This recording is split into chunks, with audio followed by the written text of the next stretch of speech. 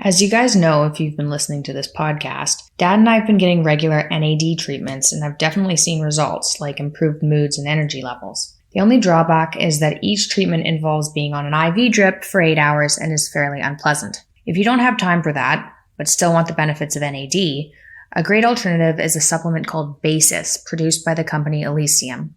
Basis works by increasing your NAD levels and activating what scientists call our longevity genes to increase the number of healthy, disease-free years you can live.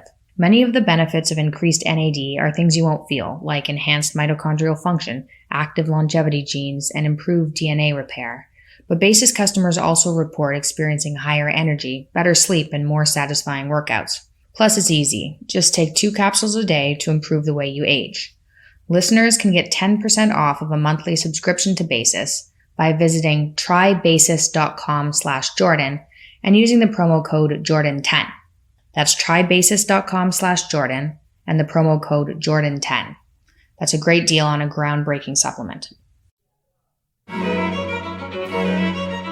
Westwood One Podcast Network presents Marionettes and Individuals, Part 2. And now, Dr. Peterson. Okay, so the last time we were here, we got about maybe a third of the way through this story of Pinocchio and the transformation of a marionette into something hypothetically real. And I'm going to backtrack a few slides and it'll get us into it again. So you remember that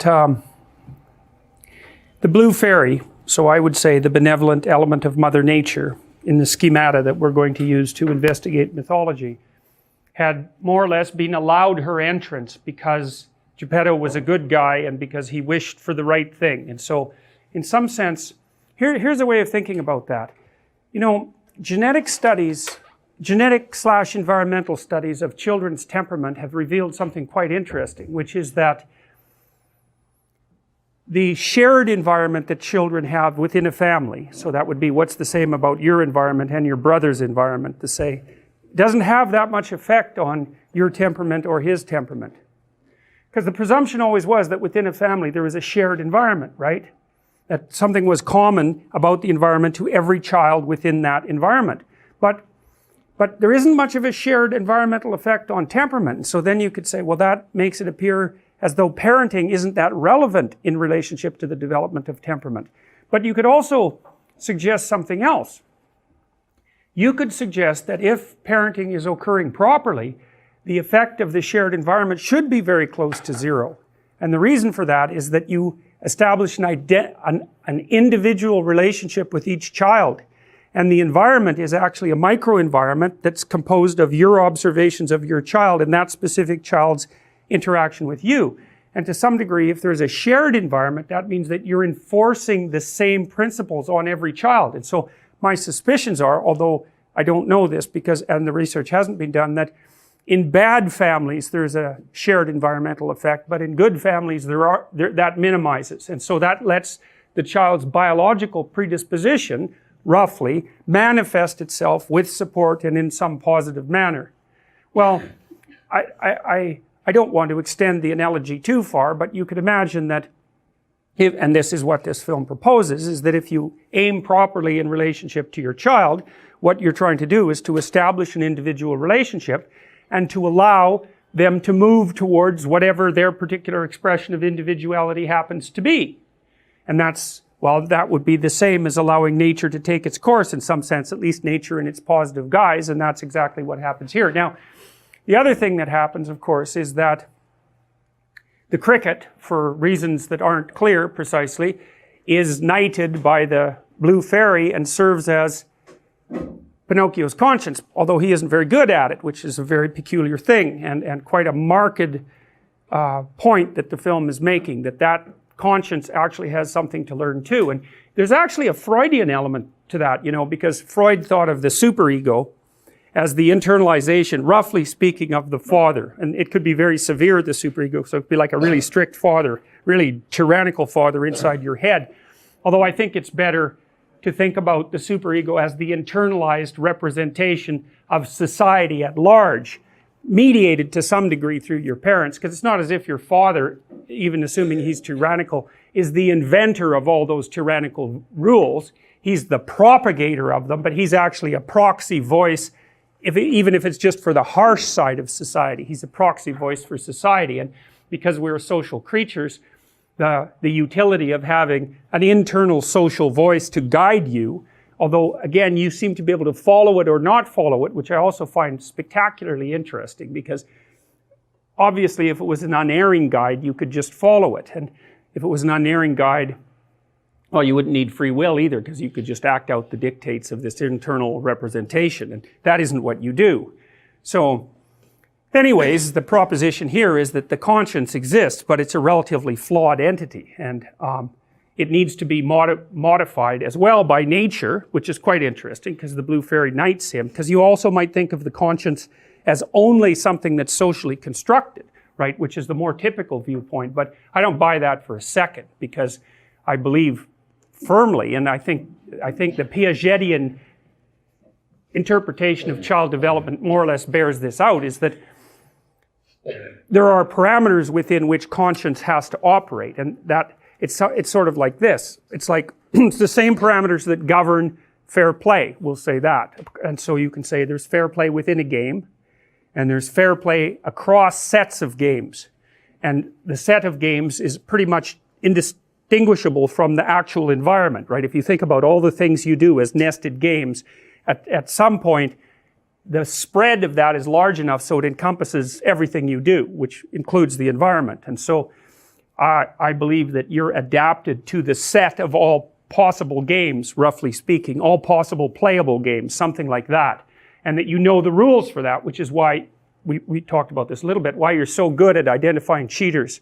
You have a module for that according to the evolutionary psychologists, and you not only do you identify them, but you really remember them. It really sticks in your mind.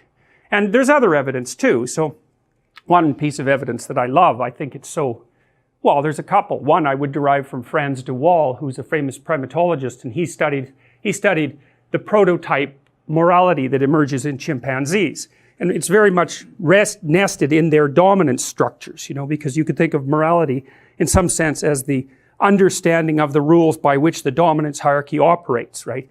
And so you could say, well, the biggest, ugliest, meanest chimp, and the male dominance hierarchies in chimps seem to be the predominant ones, although the females also have a dominance hierarchy in it. It's not quite so clear in bonobos, which seem to be more female dominated. But in any case, the primary chimp dominant structure is male, and you could think, well, it's like the caveman chimp who's biggest and toughest, who necessarily rules and who rules longest. But that isn't what de Waal found. See, the problem with being mean, let's say, and not negotiating your social landscape and not trading reciprocal favors is that no matter how powerful you are as an individual, two individuals, 3/4 your power can do you in. And that happens with the chimps fairly regularly. If the guy on top is too tyrannical and doesn't make social connections, then weaker chimps, males, make good social connections, and when he's not in such good shape, they take him down, and viciously too. De Waal has documented some unbelievably horrendous acts of, let's call it regicide, among the chimpanzee troops that he studied, mostly in the Arnhem Zoo. They have a big troop there that's been there a long time. But he's very interested in prototypical morality. And here's some other examples of prototypical morality emerging among animals. There's many of them. But one is, if two wolves have a dominance dispute, that would be more likely among the male wolves, but it doesn't really matter. They basically display their size, and they growl ferociously and puff up their hair so they look bigger. And, you can see cats do that when they go into fight or flight, right? Not only do they puff up, including their tail, but they stand sideways. And the reason they do that is because they look bigger, right? Because they're trying to put out the most intimidating possible front.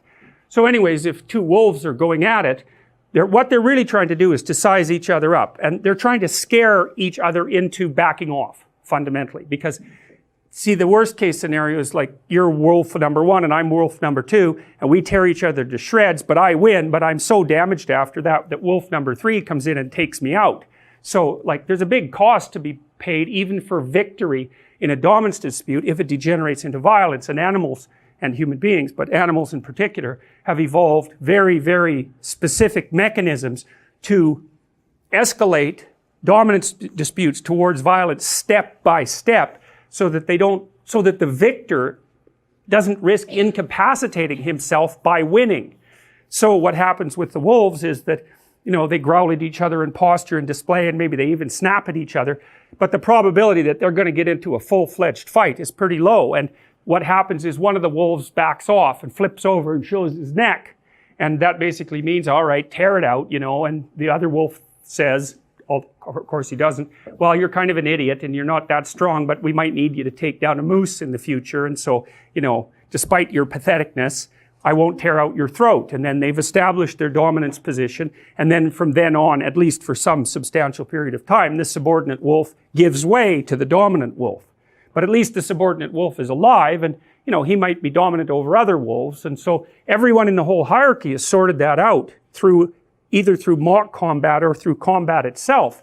And the low-ranking members aren't in the best possible position, but at least they're not getting their heads torn off every second of their existence. And so there's even some utility in the stability of the dominance hierarchy for the low-ranking members, because at least they're not getting pounded, they're getting threatened, which is way better. I mean, it's not good, but it's way better than actual combat. And then there's the example of rats, which I love. This is Jaak Panksepp's work, and he wrote a book called Affective Neuroscience, which I would highly, highly recommend.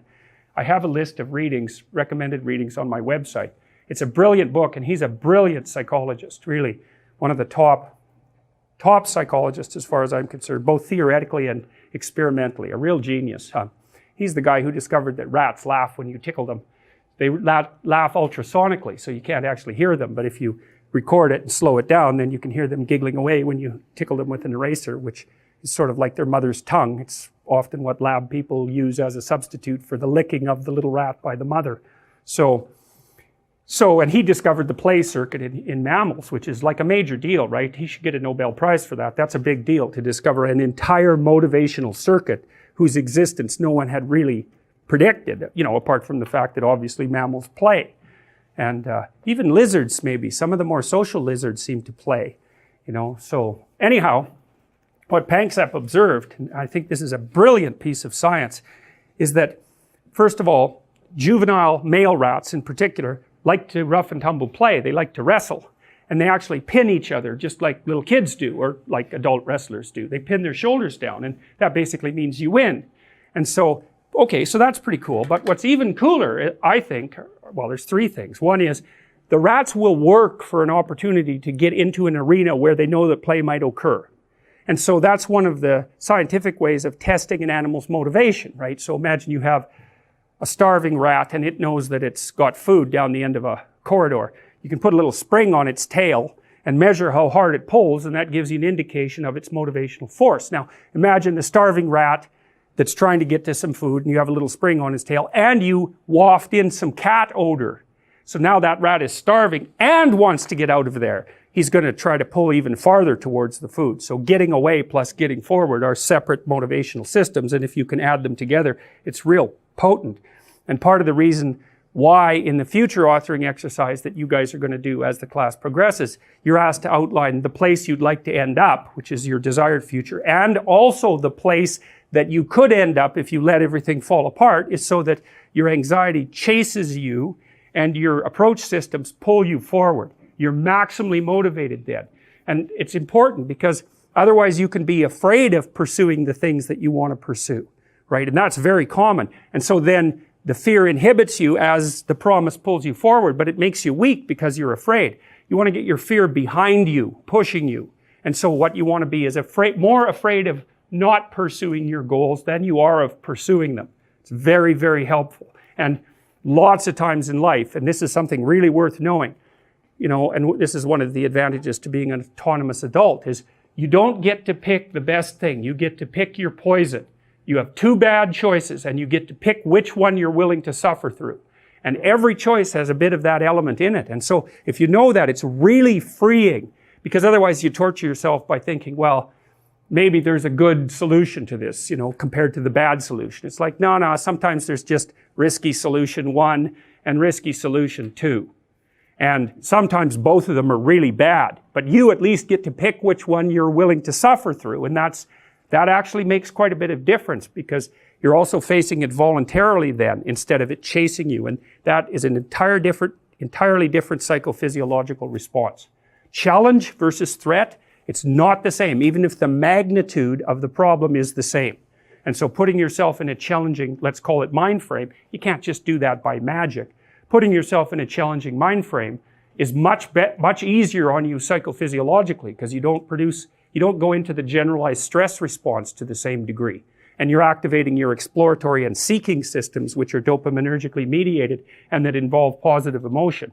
So if you can face something voluntarily rather than having it chase you, it's way better for you psychophysiologically.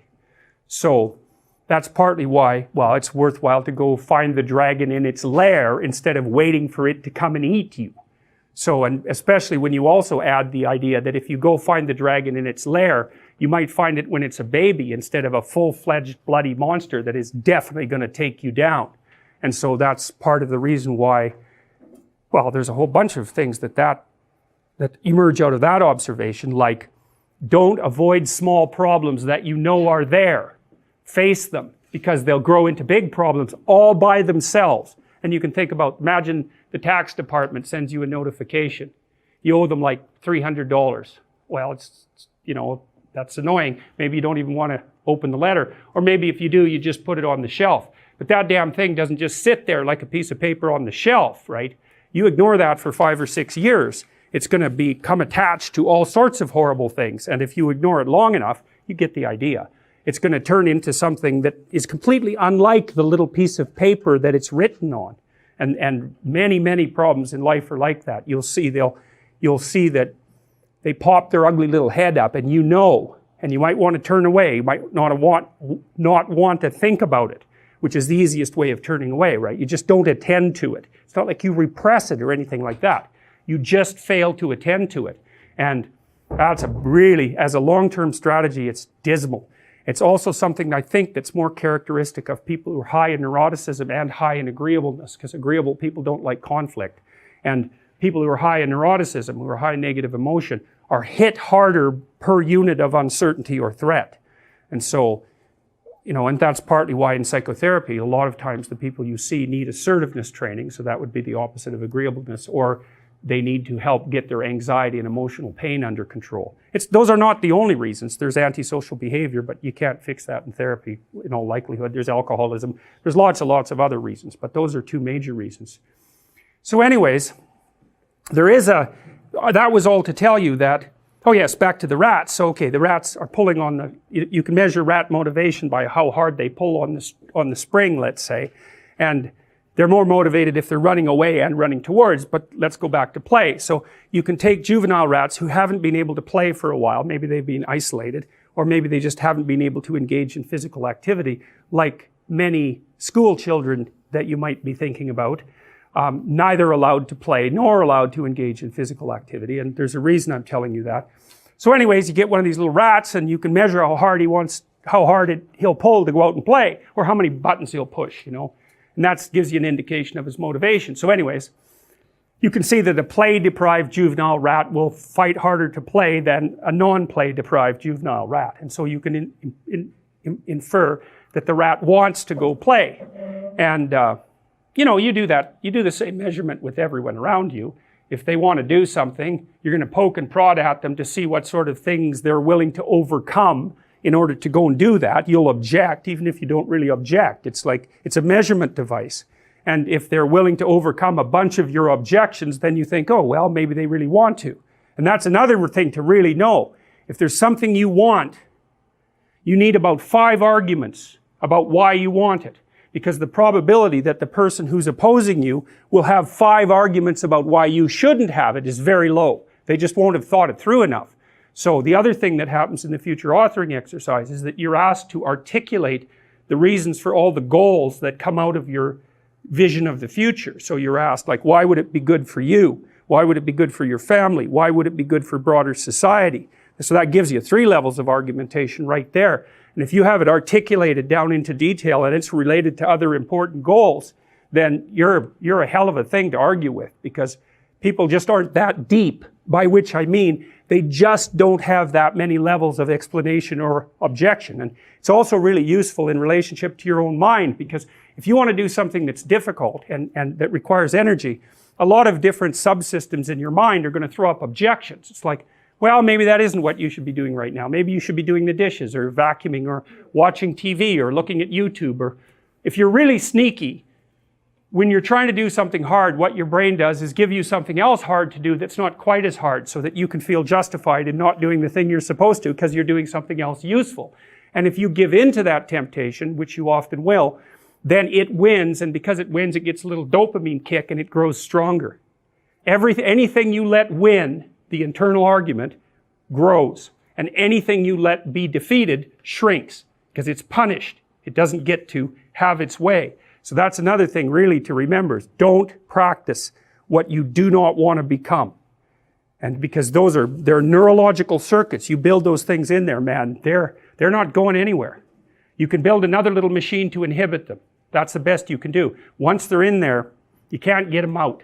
So, and then the ones you build to inhibit can be taken out by stress, and the old habits will come back up. So you got to be careful what you say and what you do, because you build yourself that way. So anyways, back to the rats. Okay, so the little rat gets to go out there and play. Now imagine one little rat is paired with another rat, but the other little rat is 10% bigger. 10% in juvenile rats is enough to attain permanent dominance. So the 10% bigger rat will win the first wrestling contest, okay? And so that's what happens. And then, so the little rat gets pinned, and maybe they play a bit, and then they're done with it, and so you separate them, then you let them play again. And the next time what happens is that the subordinate rat does the invitation to play. And that's like, like a dog does when it wants to play. You can recognize that, kind of splays its feet apart, and it looks up and looks interested and sort of dances around. And you can do it with any kid that has a clue, that hasn't been destroyed by adults. If your little 3-year-old kid or 4-year-olds are better for this, if you go like this, like they know exactly what's going to happen. They're ready to dart back and forth, and they'll usually smile. And kids love rough and tumble play, which is now basically illegal in all daycares.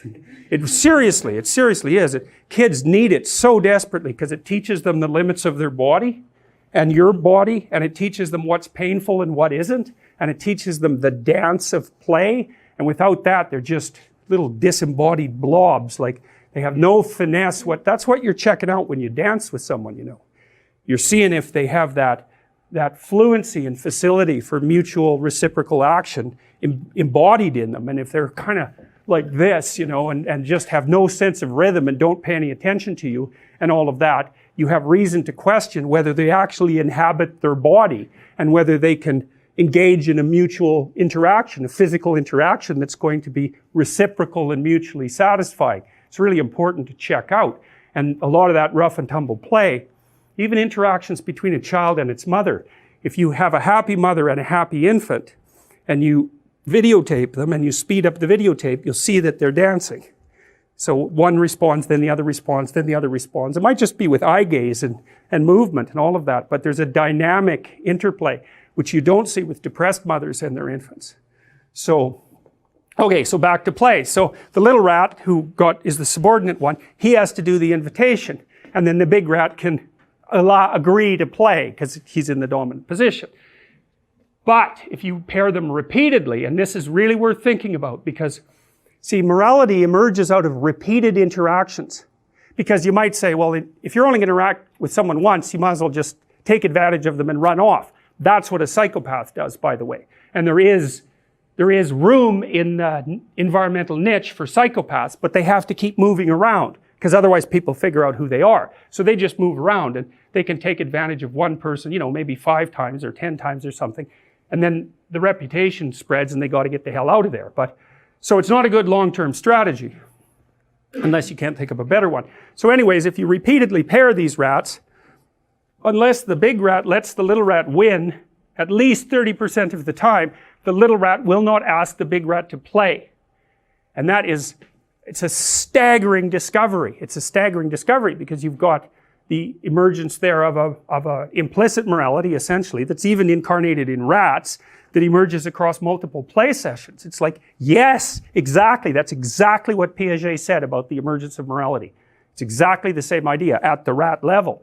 So it's a massively, and the fact that there's a circuit, a separate neurophysiological circuit that's actually specialized for that sort of thing is also a big deal. Now the other thing Panks have figured out is that if you deprive juvenile rats of the opportunity to engage in rough and tumble play, their prefrontal cortexes don't develop properly and they become impulsive and restless, and then you can fix them with methylphenidate or Ritalin. And those are the drugs that are used to fix hyperactive kids, most of whom are male. And that's because, well, really, you're going to take your 6-year-old, your 5-year-old, you're going to put them in a desk, you're going to get them to sit there for 6 hours. That's your plan, right? That's a stupid plan. And they're denied the opportunity to engage in play. And that means that their ability to become social is being impaired. It may cause neurological impairment, that's what the rat evidence suggests. And then you suppress that with amphetamines, because amphetamines actually don't activate the play circuit. They activate a different circuit which will suppress the play circuit. So it's it's not very wise. And I'm not going to go off on that tangent because I could tell you why the school systems were set up that way, which I probably will at some point, because it's quite an interesting story in and of itself. And it's the reason all you guys are sitting in desks right now. Somebody laughingly referred to this once as grade 15, which I thought was pretty funny given the, well, look at the bloody place, you know. Oh, hideous.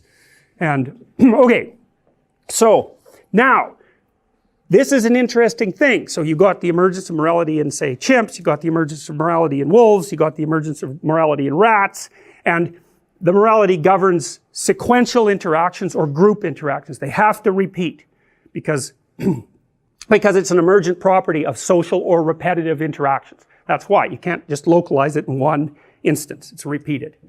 And there's been computer simulations of this to help you figure out how you might attain victory across games, across time. Maybe you need a strategy. And there's a very simple strategy, which I believe is called modified tit for tat. So if you're nice to me, I'm nice back. And if you do something bad to me, I do something bad back. But imagine you run that out in sequences of behavior and see who does best with what strategy across time, or an alternative strategy. Here's the best strategy. I trust you. You trust me. We start interacting. You screw up, I whack you, and then I forgive you and we start again. That's modified tit for tat. And there hasn't been it's a very simple algorithm. No one has come up with a better algorithm in the computerized simulation of game space than that particular strategy. So it's like, trust, but don't be a pushover. If someone violates the rules, you got to nail them. But then you don't hold a grudge. You open the door to further interactions. So pretty smart, pretty smart. And okay, so anyways, so what this means, because rats can't talk and wolves can't talk and chimpanzees can't talk, and what that means, just as Piaget suggested, was that the morality, the development of the morality precedes the development of the linguistic ability to describe the rules for the morality. He said exactly the same thing about kids, right? As they learn how to play games before they know what the rules are to the games. And so you see that if you're playing peekaboo with a kid, they can pick that up like it's really young. They get that right away. And you can play with kids almost immediately after they're born if you play simple enough games. And so they've got that deep, and they're unbelievably playful. So they've got that circuitry ready to go right off the bat. And it's one of the things that makes kids so much fun, because they just like to play all the time. And so if the play circuit in you hasn't died, which is a bad thing, then you can use that a lot with your kids, and it's one of the things that helps you love them. So that's a good thing. So, okay, so the point is that the damn morality emerges before the representation of the morality. It's a big deal to know that, and that it emerges as a consequence of repeated social interaction. So it's not a top-down thing, it's a bottom-up thing. Now, Piaget says, well, it's not just bottom-up, because what happens with human beings is that they learn to play the games. One of his experiments was watch 7-year-olds, I think that's the right age, play marbles. And then you notice that they can play with each other and that they can follow the rules. But then if you take the individual 7-year-olds out of the game and you say, what are the rules? They give incoherent and incomplete explanations of the rules. So what that means is they don't really represent the rules, but they can act them out. And they have a partial representation of what they're acting out. Now, when they get older, the rule representation starts to fall into alignment with the actual rules of the game. And you can imagine that's why, because when they're playing something like marbles, they're going to have discussions like, you're cheating, or you're not allowed to do that. Because they're always going to be pushing the envelope a little bit, and then the group is going to render a judgment on whether or not that's appropriate, and out of that, the rules are going to emerge. But they're not rules to begin with, they're patterns of behavior. It's not the same thing as a rule. A rule describes a pattern of behavior, but a pattern of behavior is a pattern of behavior. It's something that's acted out. So there's the individual within the group, and then the interactions of the individuals within the groups produces a hierarchical arrangement, or multiple hierarchical arrangements. Those are games, roughly speaking, or stories, nested inside an overarching story, which is the fundamental culture, right? And then that's nested in a whole bunch of competing cultures that have some commonalities, or they would just be at war all the time, which, you know, to some degree they are. So, okay, now, you see that, back to the movie, you see that happening in this movie. I mean, it's very, very quick, but the blue fairy turns the bug into the conscience, and then the bug tries to explain to Pinocchio what the rules of morality are. But the thing is, the bug doesn't know, because he's just a bug, and you know, he's just not omniscient. So the best he can do is to come up with like a propagandistic, semantic, verbal representation that's internally contradictory, and when he tells Pinocchio, Pinocchio has no idea what he's talking about, and neither does the bug. That's the thing. And so, well, so what happens is this, the cricket says, well, Pinocchio, maybe you and I had better have a little heart-to-heart talk. And the puppet says, why? And the cricket says, well, you want to be a real boy, don't you? All right, sit down, son. Now, you see the world is full of temptations. Temptations? Yes, temptations. They're the wrong things that seem right at the time. But even though the right things may seem wrong sometimes, sometimes the wrong things may be right at the wrong time, or vice versa. Understand? No. No. And neither did the cricket. And that's actually very nicely done in that piece of the movie, because as soon as you just want to slap him as soon as he starts talking like that, because, well, he gets up on his little matchbox and lectures, and he's dull and tyrannical, both at the same time. And so there's nothing genuine about what he's saying. He's sort of imitating something that isn't him. So he's really acting like a puppet at that point too. And it doesn't work at all. And so Pinocchio says, I'm going to try to be a good boy. And the cricket says, well, that's the spirit, son. And then away they go. So, all right, so then we're at the next day, because this all happens in one night. We're at the next day, and you know, it's a nice day, and there's these birds flying around. That's a bit of foreshadowing there, you know. So, you have to remember when you watch something like this movie, not a single bit of it is random or accidental. None of it. Because, you know, they had to draw, I don't remember how many frames per second these things are, 30 maybe. Maybe it's a little less than that, but it's high quality animation. And so someone had to paint 30 pictures to get a second of this. You're not doing that accidentally. It's really expensive, and everyone has to agree on exactly what's going to happen. And you might say, well, do the people who are doing this consciously know what they're doing? And the answer to that is, well, sort of, just like you do. You know, it's yes, they know, and no, they don't. And they know because they're really smart and gifted and all that, but they don't know because it's not all articulated, plus they're working in a group. So they know and don't know, just like you do when you're watching it, and so and when you do anything else. So now they're also guided by what you might call, they're guided by their unconscious in the Freudian and in the cognitive way, partly because your unconscious value structures determine the direction and content of your perceptions. And so it's built right into the way you move your eyes, because you tend to look at things you value, right? Or at things you're afraid of. Like you look at things with valence, and part of the decision about what has value is dependent on the implicit structure of your moral system, because morality is about what's good and what isn't, and that's been partly a conscious construction of you, but it's partly something you've picked up by interacting with people like mad ever since you were born. You don't know all the rules any more than the damn cricket did.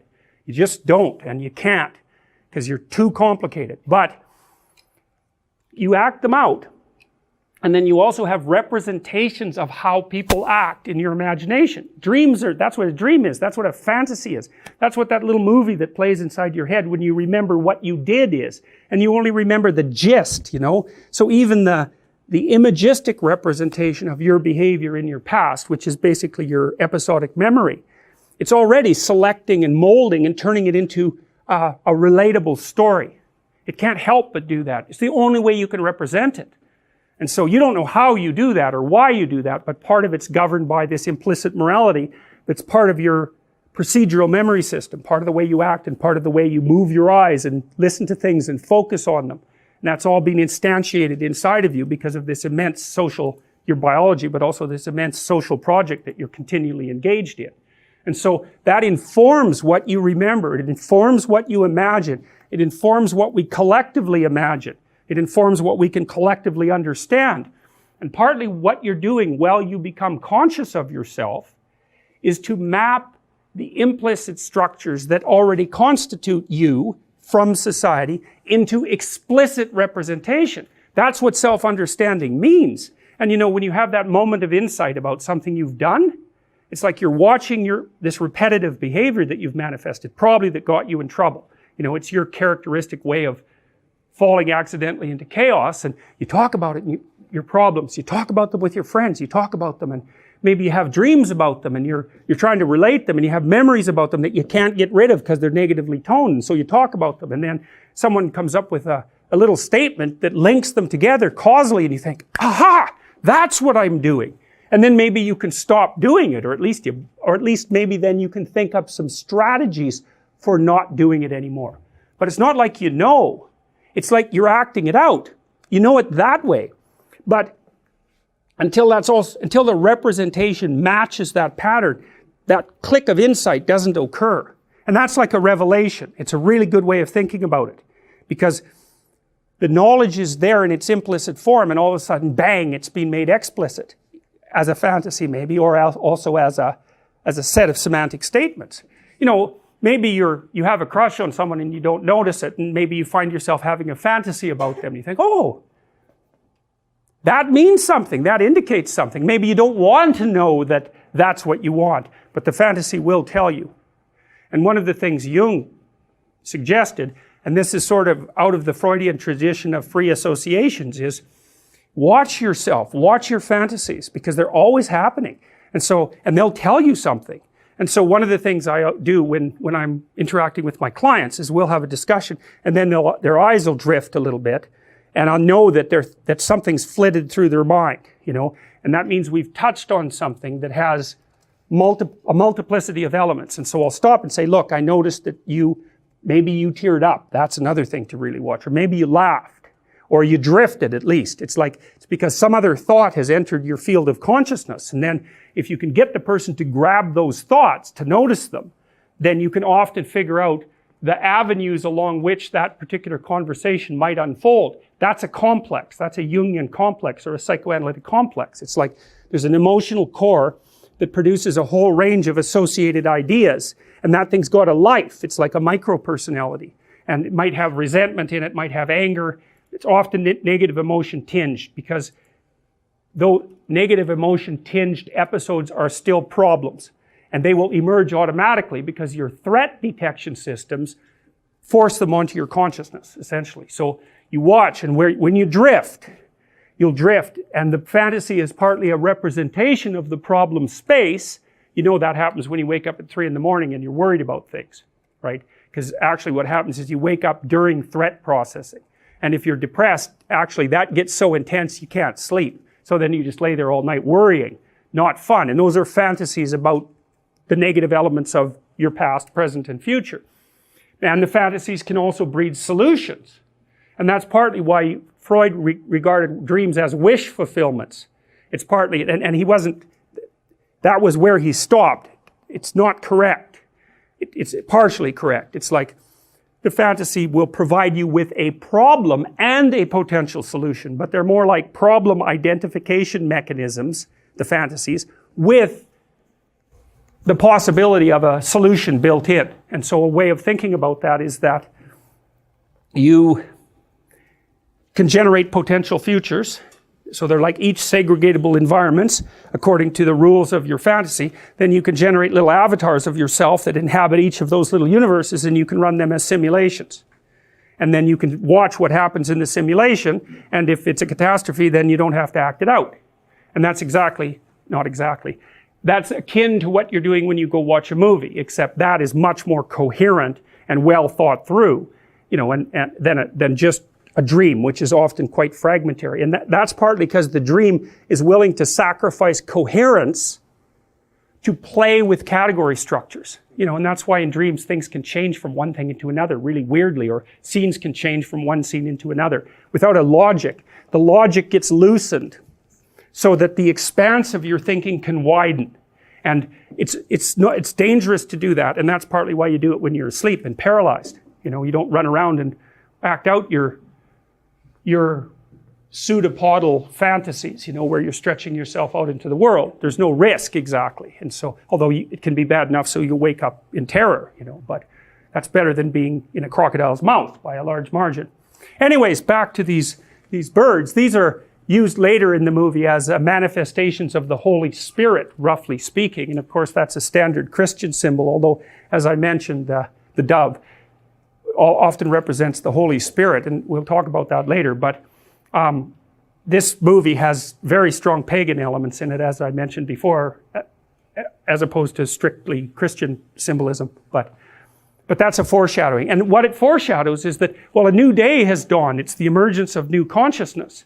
And everything last night went well, really well. Everything in the, let's call it the unconscious, say, after time stops. That all went well, and so the new day is full of promise.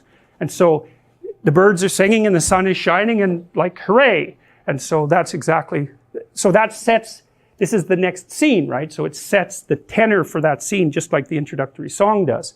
So anyways, then you see all these kids playing and enthusiastic. So they're off to school, which is presented in a positive light. And so that's where you get socialized. So Pinocchio is ready to go beyond the boundaries of the familial home.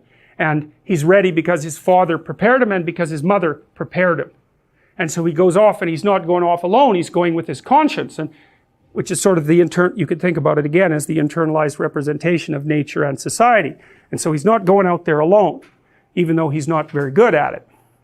And so he's pretty excited about this, and so is Geppetto. See, Geppetto isn't standing there paralyzed with terror, and the kid isn't phobic of the outside world.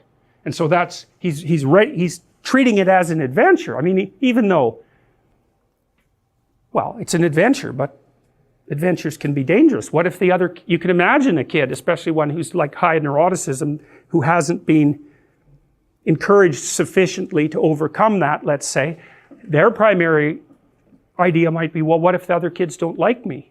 That's a big one. What if the teachers don't like me? What if the other kids won't play with me? It's like, yeah, what if? That's rough, man. And if you're not a playful kid, it could easily be the case. So, but that's not Pinocchio. He's like spinning out, ready to go. And so, good. He's got naive, but enthusiastic. Okay, well, that at least gets the ball rolling. Now, you've got these two evil creatures here, the fox and the cat. I think this one's based on one of the Marx brothers, actually, Harpo Marx, who I believe never said anything.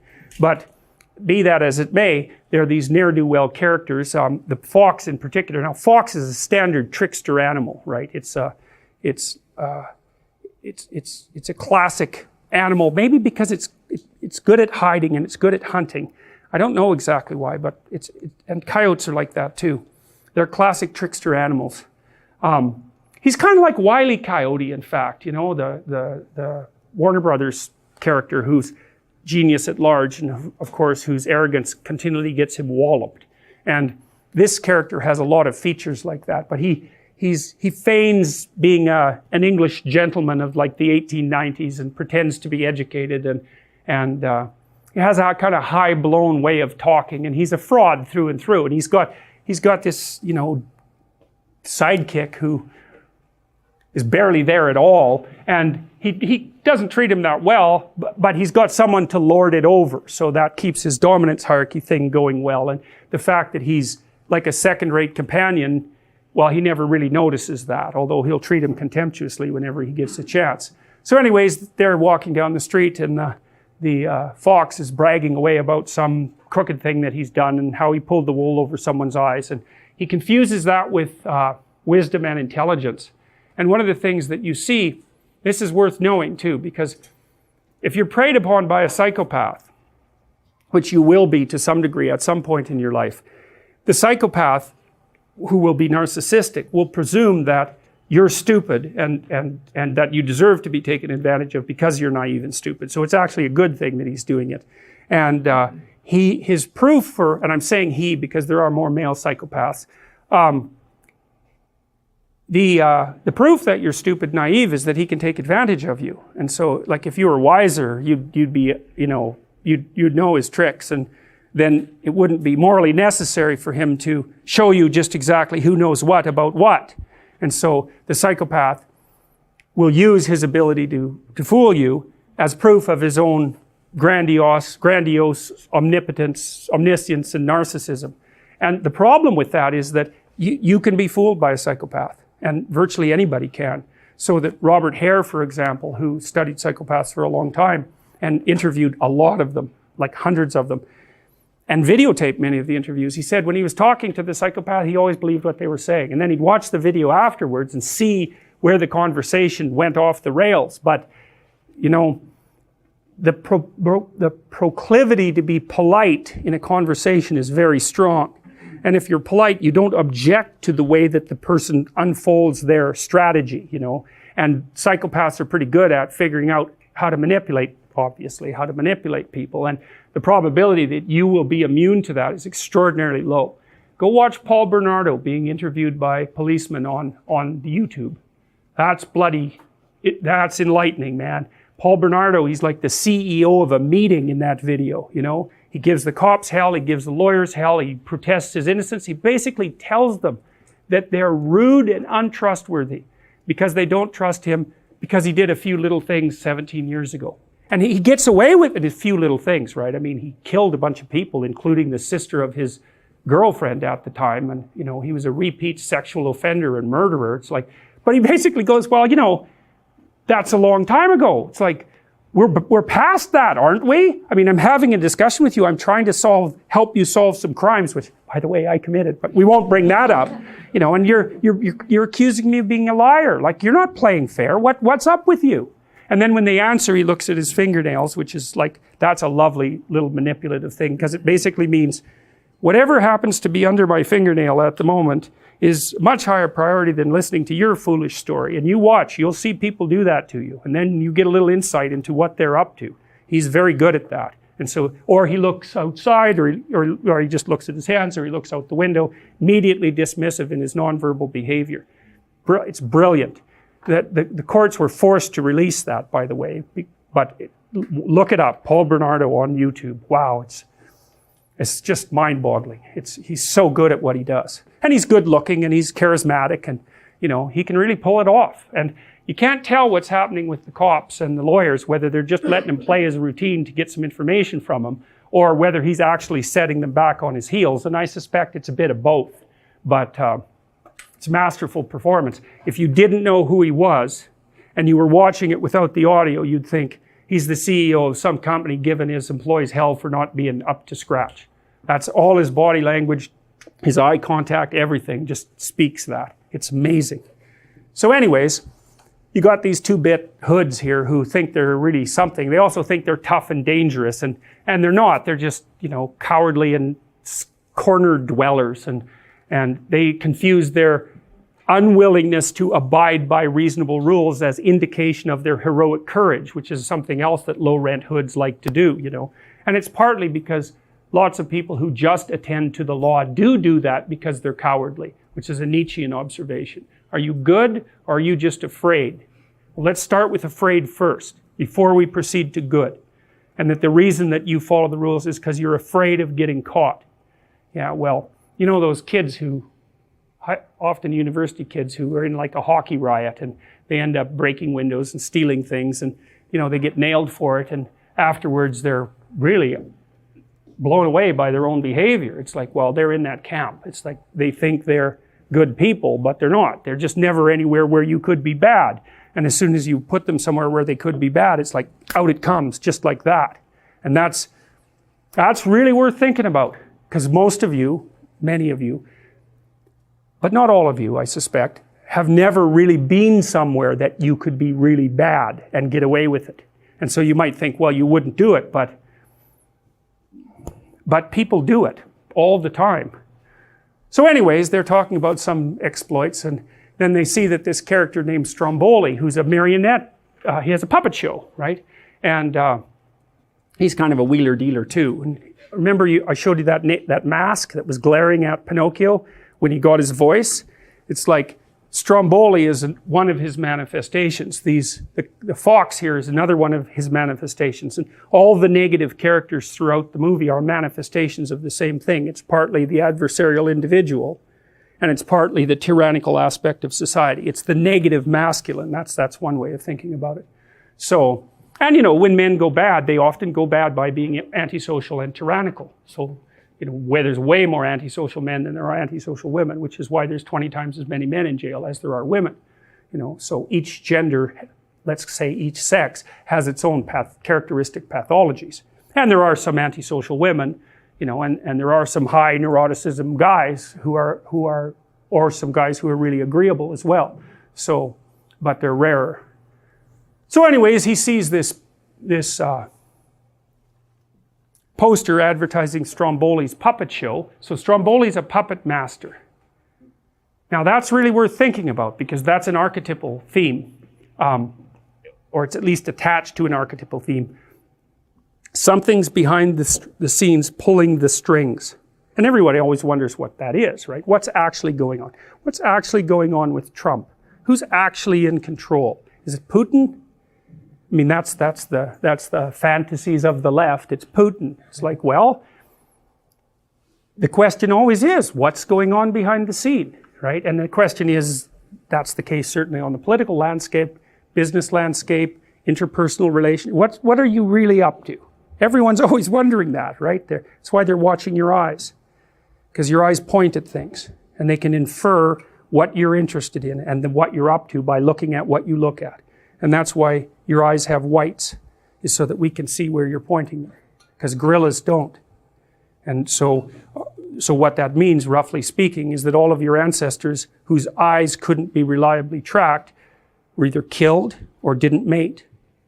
It's a big deal for us to see where people's eyes are pointed. And so we're always watching each other's eyes constantly. What are you up to? What are you up to? What are you looking at? What do you want? And I want to know, because if I know what you want, I can predict how you're going to behave. And that also means I can cooperate with you, or I can compete with you, or I can lie to you. But all the information is in the eyes, surrounded by the facial display, right? Because that's also an indication of motivation and emotion.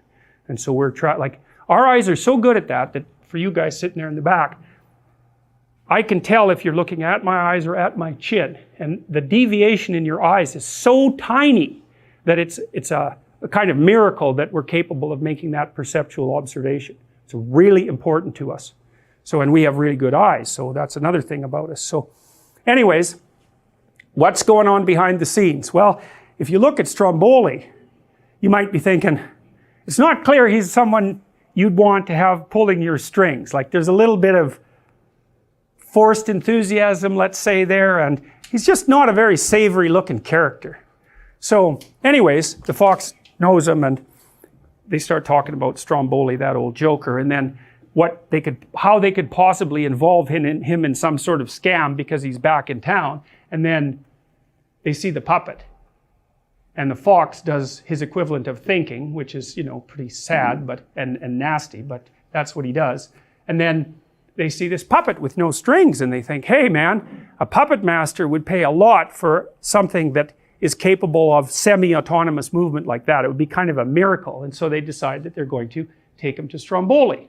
And so they grab him, and he's got an apple to take to the teacher, which I think it's the cat promptly eats. And the fox acts out this sort of false enthusiasm about what Pinocchio is up to and pretends that he's his friend, which is of course what your typical pedophile will do. And so this is in the same kind of category, and it truly is. So, and one of the things that's interesting to know about pedophiles is that they're predatory, right? And so they don't go after kids that are assertive and likely to be noisy. They watch. And they watch to see if they can find a kid who's defeated, and that's good enough. Who's defeated, and who's going to need a friend, and who's not going to object. And so when they check out, these are the ones who do the stranger abductions, which are, by the way, extraordinarily rare. They look for a victim type. They look for a kid who's going to be easy to take down. And so, you know, that's one thing you don't want. So you might think, well, one of the things that was really big, and it's probably even worse now, when I was a parent of young children, was to teach your kids how to be afraid of strangers. It's like, no, wrong. That is not what you teach them. Because all you do is teach them then to be timid and fearful, and the real predatory types, they're pretty much thrilled about that. Because you'll also make them sheltered and naive. You know, so that isn't, you make your kids courageous and you get their damn eyes open, and that's the best thing you can do to protect them against people who are truly dangerous. So none of that terrifying them. It's not a good idea. Anyways, the fox befriends the puppet, and then they come up with this evil scheme to get him off to Stromboli, the puppet master, and away they go. And they sing a little song about being an actor's life for me. And this took me a long time to figure out. I thought, they're taking Pinocchio away to be an actor. Now, why in the world are actors getting such a rough time in this movie? It's like, it's a Hollywood movie, you know. It's acting, obviously, the voiceovers and all that are acting. It's, why, what is this thing about being an actor? And then I thought, oh, I get it. I see what's going on. They sing to Pinocchio about the delights of unearned celebrity. So he doesn't have to go and get an education. He doesn't have to take the difficult route. He can take the easy way to dominance, to success, to dominant success. He can circumvent all the hard work and go right to the top. You know, and when you think about phenomena like the Kardashian family and how popular they are, part of that is this desire that people have for unearned celebrity, because you can get to the top without any sacrifices and without any work. And if you're really cynical, you know, you think that the people at the top are just there by accident anyways, and it might as well be you. And of course, there's a lot of naivety in that as well, and a fair bit of, you know, not a fair lack of wisdom and all of that. But the actor idea here is that you can pretend to be something you're not, and that's the proper route of anyone wise to success. It's the ultimate in cynicism.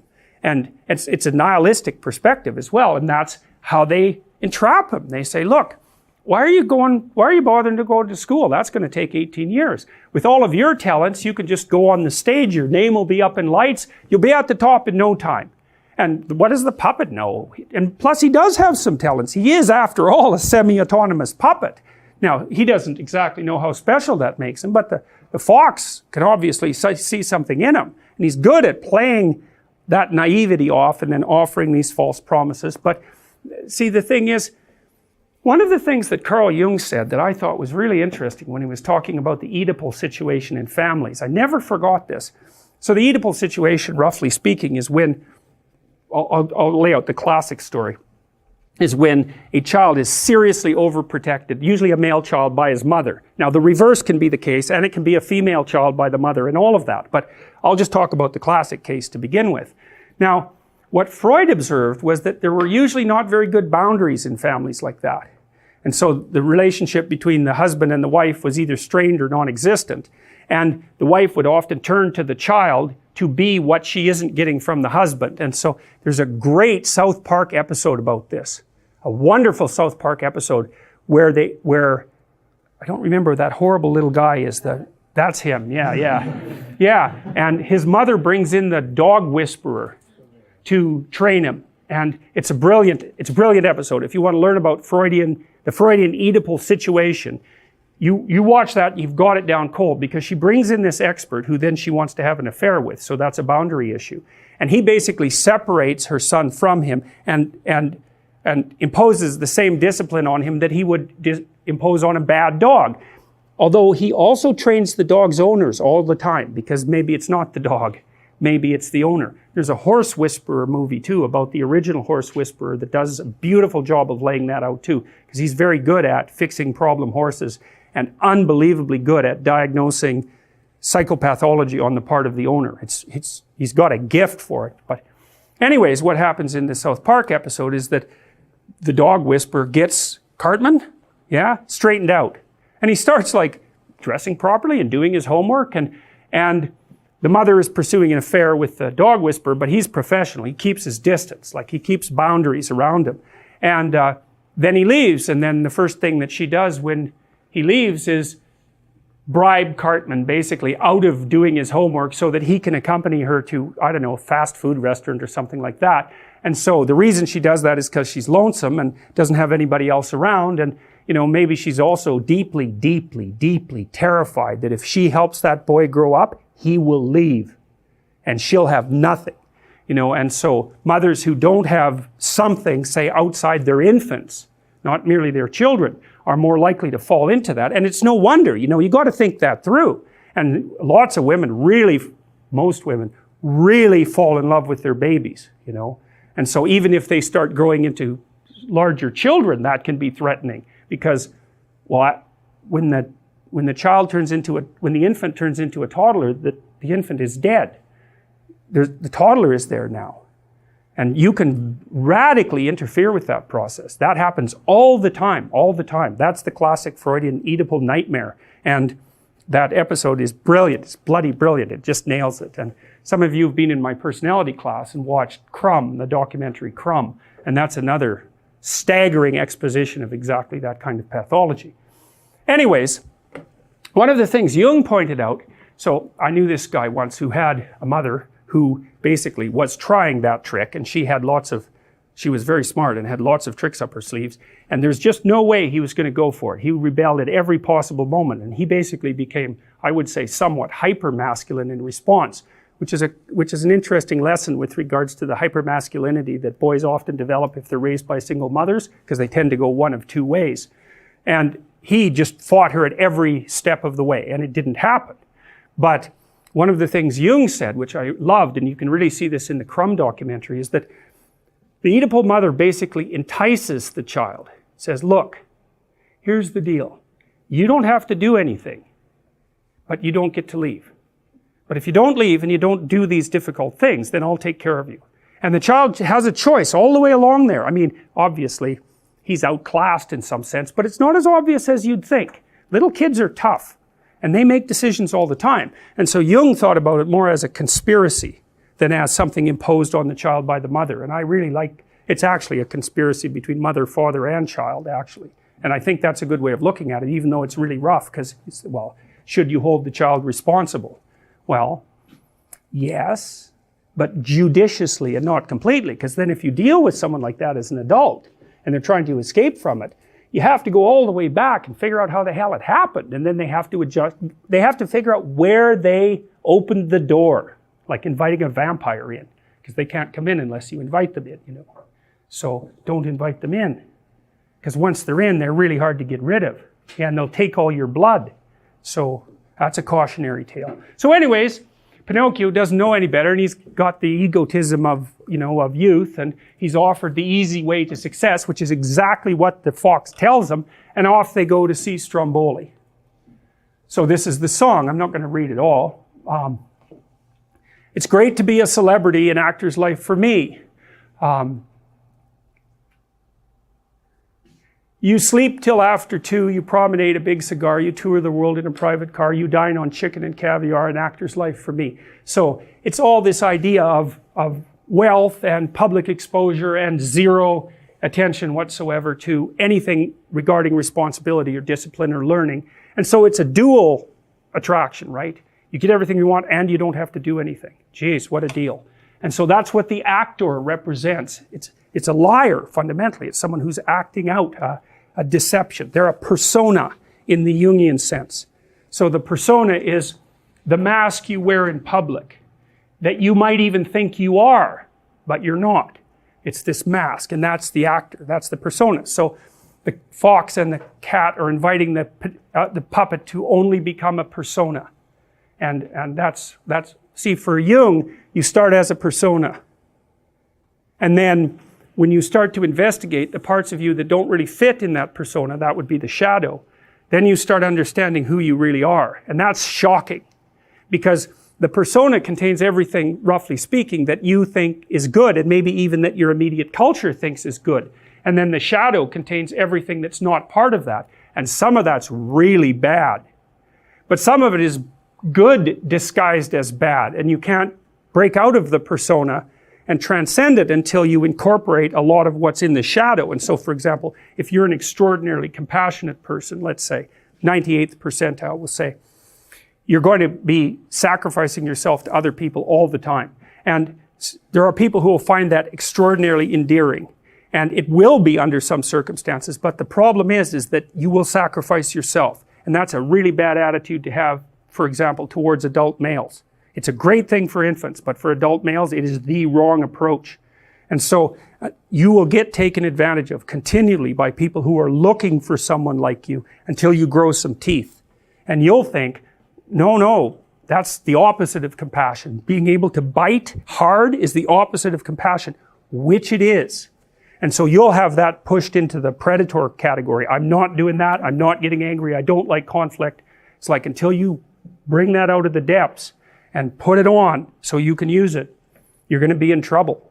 And that's kind of Nietzsche's idea of the revaluation of good and evil, right? You have a sense of what's good and a sense of what isn't with your conscience, but it's not very smart. It's got things in the wrong boxes. And a lot of the things that, even nature itself, a lot of the things that you accept as untrammeled goods, like compassion, let's say, have a very dark side, first of all. And second, are not enough to get you through life. You need the opposite virtues too. And so you have to develop them. And so you get outside the persona to do that. But anyways, Pinocchio is invited to be a false persona, to take the gains of celebrity without having to do anything to be educated. He's just going to go right to the top from right where he is. And you know, people are kind of fascinated by that idea. That's why you watch America's Got Talent or The X Factor, which are shows I actually love, by the way. You never see narcissism in its purer forms than you see it when you watch people who display an absolute lack of talent and become homicidal when someone dares point it out, right? Accusatory and homicidal instantly. It's really something. And then now and then you do see one of these people who's so introverted and so out of society and have this unbelievable gift, which is also something really remarkable to see. And it's no wonder those things are so popular. They're psychologically extraordinarily interesting. So that's the actor, first of Pinocchio's temptations. And of course it's the first one because he's entering the social world. And the temptation in the social world is to be exactly what other people want you to be. And the thing that's cool about that is what you should be doing, right? When you go out in your peers, you should be not subjugating your individuality to your peers, because that's not exactly right. That's kind of based on an inhibition model. You know, you've got aggression, you've got bad habits, they have to be inhibited. You learn that by interacting with your peers. It's not the right model. Piaget, that's a Freudian model. Piaget was correct about that. He basically pointed out that what should happen is, let's say with your aggression, and hopefully you have some, is that it gets socialized. And so you learn how to play games, but you don't drop your drive to win. You integrate that in the games. And so you try to win, you try to play hard, but if you're defeated or you hit something negative, you don't respond negatively. And you can keep that all bounded within being a good player, a fair player. And that means what's happened is you've learned how to play a game or a set of games that also includes the darker parts of you, and they actually become part of your force of character. It's way better if you can pull that off. And that's what you definitely want to do as an adult. Like, all you people are going to have to learn to negotiate on your own behalf. And that's really hard. It means that you have to know what you want. You have to be able to communicate it. And you have to be able to say no. And to say no, you have to be built on a solid foundation. You have to have options. So you got to remember that as you go through your life. Is like, if you don't have options, you can't negotiate with someone. And if you're not willing to use them, they win, period. Because if you're asking your boss for more money, say, the answer is no. Because he doesn't have any spare money lying around that he can just give to you. And lots of other people are asking. So some of that's zero-sum stuff, you know, not all of it, because often you cooperate with people and the whole pot can grow. But some of it's zero-sum. And so you better have a case made. It's like, here's how much money I should have, here's why. Here's the benefit to you that will accrue if you do it. Here's the consequences that you don't. They're actually real. They will cost you, and I will do them. It's like, then you can negotiate. And you don't do that rudely. But those arguments, you better have them in order. Like, so for example, if you're going to negotiate for a raise or a status shift, you better have your resume at hand, all polished up, and know where else you're going to look for a job, and you better be able to get one. Because otherwise you're weak, and you will not win the negotiation. And if you're too agreeable, so you're conflict avoidant, you will make less money across time. That's already been well established. And that's because you don't have teeth. Not enough. And so in the little micro contests that you're going to have every day, you're going to incrementally lose to people who are more aggressive, who have bigger teeth. And that's what happens. So don't let that happen. You place yourself so you can negotiate, because otherwise you're just a facade. And in a real battle, a facade is just torn down right away. So yes, well, say no more, right? Well, the cricket, he's supposed to be helping the puppet out, but he overslept. It's like, that's just another indication that he's not everything he could be yet. And that's really, that took me a long time to puzzle out with regards to interpreting this movie. I could not figure out, all right, I told you this, if the bug is the person who opens the hero narrative and who can guide the transformations of time and who has the same initials as Jesus Christ, it's like, and is like knighted by nature herself, why is he such an idiot? It's a very difficult thing to figure out, but the idea that the conscience isn't omniscient, even though it has that sort of, that voice of let's say, common sense, and that fits very nicely in with the Freudian idea of the superego, again, because the superego can be flawed. It can be too harsh, it cannot be properly developed. You see that often with people who are orderly. So they're high in conscientiousness. Conscientiousness fragments into industriousness and orderliness. Orderly people like willpower. They're very judgmental, and they like things to be exactly where they're supposed to be, but they're also very self-punitive. So conservatives are much more likely to be orderly, by the way. It's one of the best predictors of conservative. Low openness is the best predictor, but right after that is high orderliness. So, and it's associated with disgust sensitivity, which is really an amazing thing. We'll talk about that later. Anyways, the cricket, well, he falls down his first day on the job. He's not as conscientious a conscience as he should be. So he's feeling pretty stupid. He's got his little millionaire clothes on there, but he's really not living up to them. So he does catch up to the fox and the puppet, however, and tries to dissuade Pinocchio from going down this road. And of course the cat, well, you can see what the cat's doing there. He's got a big hammer, big mallet, and he also shows you just exactly how much of a clue he has. He's going to wallop the bug who's sitting on the fox's hat, which I think he actually does. And then the fox can't get out of his hat and has to talk through his hat, which basically is what he's doing the whole time anyways. So this I really like. So you see on the left here, the cricket is speaking inside this flower, and like I said, there's nothing accidental in these representations. So these are artists who are coming up with these compositions, and their fantasy has a structure. And so the cricket is speaking out of this flower that has, well, you could think about it as, it has a sexualized element. So you could think about that as a phallic part of it, and that part of the feminine part of it. Well, they are flowers after all. They are the sex organs of plants. And that's very much the same over here, as this is the yoni and lingam. This is from Hindu cultures. And you see there's a snake wrapped around that. And so that's masculine and feminine with a snake wrapped around it. And that's a holy representation, a sacred representation. And it represents the deepest reality. That's one way of thinking about it, like chaos and order surrounded by the snake. It's exactly the same idea. And so the cricket speaks out of that.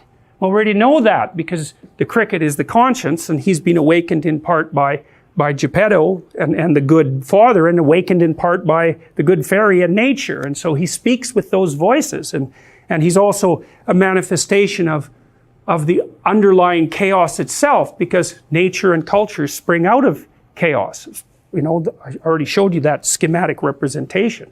Okay, so I'll just end this scene, and then we'll have like a 15-minute break, okay? So, anyways, the cricket tries to make a case for why Pinocchio shouldn't go off to be a celebrity, but, you know, it's a hard case to make, because the fox is very manipulative, and Pinocchio is naive, and it sounds like a good offer. And also the fox is actually quite forceful. You know, he basically takes him by the hand. So the temptation is, and this is something else I like about the movie, you can't just say, well, the puppet gets what he deserves, because he's little, naive, and what he's facing is really malevolent, truly malevolent, and physically overpowering. And so the movie does a nice job of not minimizing the threat that's posed by this particular temptation. And that's part of what makes it art. Okay, good. So we'll stop there. We'll have a break for 15 minutes, and then we'll start with the stage. So, all right. So, here we are at the big event, and Pinocchio's off to be a celebrity. And the cricket is watching. And Pinocchio basically, well, he's got some natural talent, because he's a puppet, he doesn't have strings, and he goes on stage and with strings, and then he drops the strings, and the whole crowd is amazed. And the crowd should be amazed when that happens, right? You can imagine when a kid goes to school and shows some independence, that's actually people are going to notice that. His peers are going to notice that, the teachers are going to notice that. Maybe it's too much independence even, right? But it's still it is a remarkable thing too. Like, it's so interesting, you know, you can see marked signs of independence in children, well, right from the time they're born, basically, because what's one of the things that's really funny about infants is that, you know, when they're crying, you always think, oh, the baby's, well, you're crying, the baby's sad. It's like, no, a lot of the time that baby is angry. And the way that we know that is because you could do facial expression coding on infants, just like on adults, and you can tell what emotion they're expressing. And very frequently, like when the kid starts to recognize his mom explicitly, because he or she knows the smell right away, pretty much in the sound of the voice, but visually, if someone who comes in and it isn't who the baby wants, so generally it isn't mom, the baby will start to cry. But it's not because the baby's sad, generally, it's because it's angry that mom didn't show up. And that's an early sign of will. It's like this kid wants things, like, and it's perfectly willing to tell you about that. And of course, a 2-year-old who's having a temper tantrum is in some sense doing the same thing. It's poorly integrated will and independence, obviously, but it certainly runs contrary to what you want. You don't want your 2-year-old having a temper tantrum in the middle of the toy store. It's extraordinarily embarrassing for you and, well, for you, but it's also embarrassing for the 2-year-old. This is one of the reasons I think that sort of thing should be carefully socialized rapidly, because it's actually humiliating for the kid, because other people don't like that, and they're very judgmental about, like, they won't say anything usually, but sometimes they will, but they're not happy about the fact that that's happening, and they will judge the child negatively. And so you don't want your child to be behaving in a way in public that makes other people think badly of them. It's really not good. And so part of your job as a parent is to not expose your child to that sort of experience, especially not repeatedly. It's really hard on them.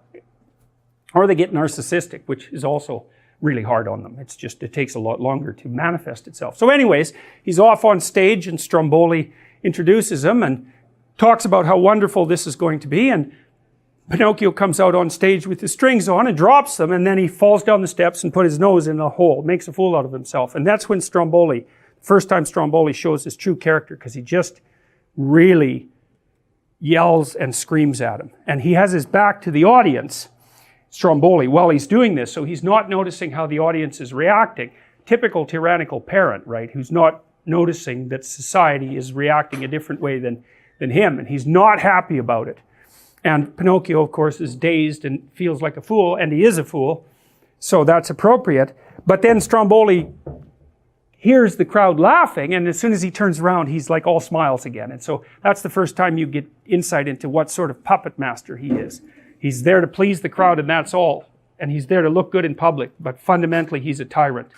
And I guess that's the problem with false celebrity, is that the negative spirit of the crowd becomes your master, right? Because to be a celebrity, you have to be a crowd pleaser. And if you're pleasing the kind of crowd who likes a celebrity like you,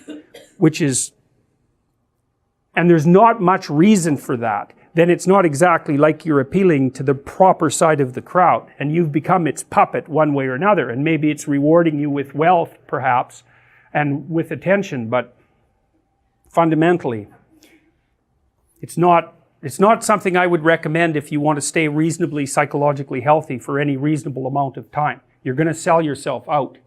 And I don't mean that in any casual way, you know. All right, so anyways, Stromboli changes from the tyrant to the good father. In half a second, he gives Pinocchio a pat on the head, despite the fact that he's made a mistake, looks all kind, and the show continues. Now, the cricket is not very happy about this. He's sitting in the stage watching. He's very angry and, let's say, disgusted by what's happening, partly because Pinocchio is making a fool of himself. Now, that's an interesting thing, you know.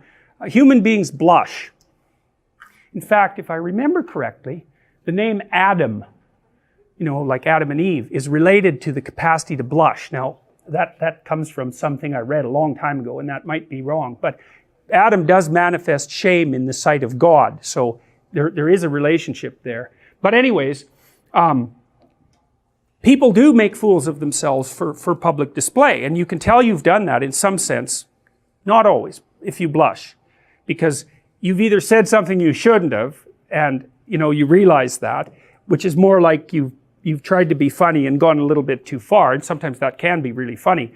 Or you've said something that you know to be false, manipulative, deceitful, beneath you, any of those things, and you'll have an automatic response to it. You'll be ashamed and blush. And one theory about that is that you can trust people who blush. And so, because you know that their conscience will betray them.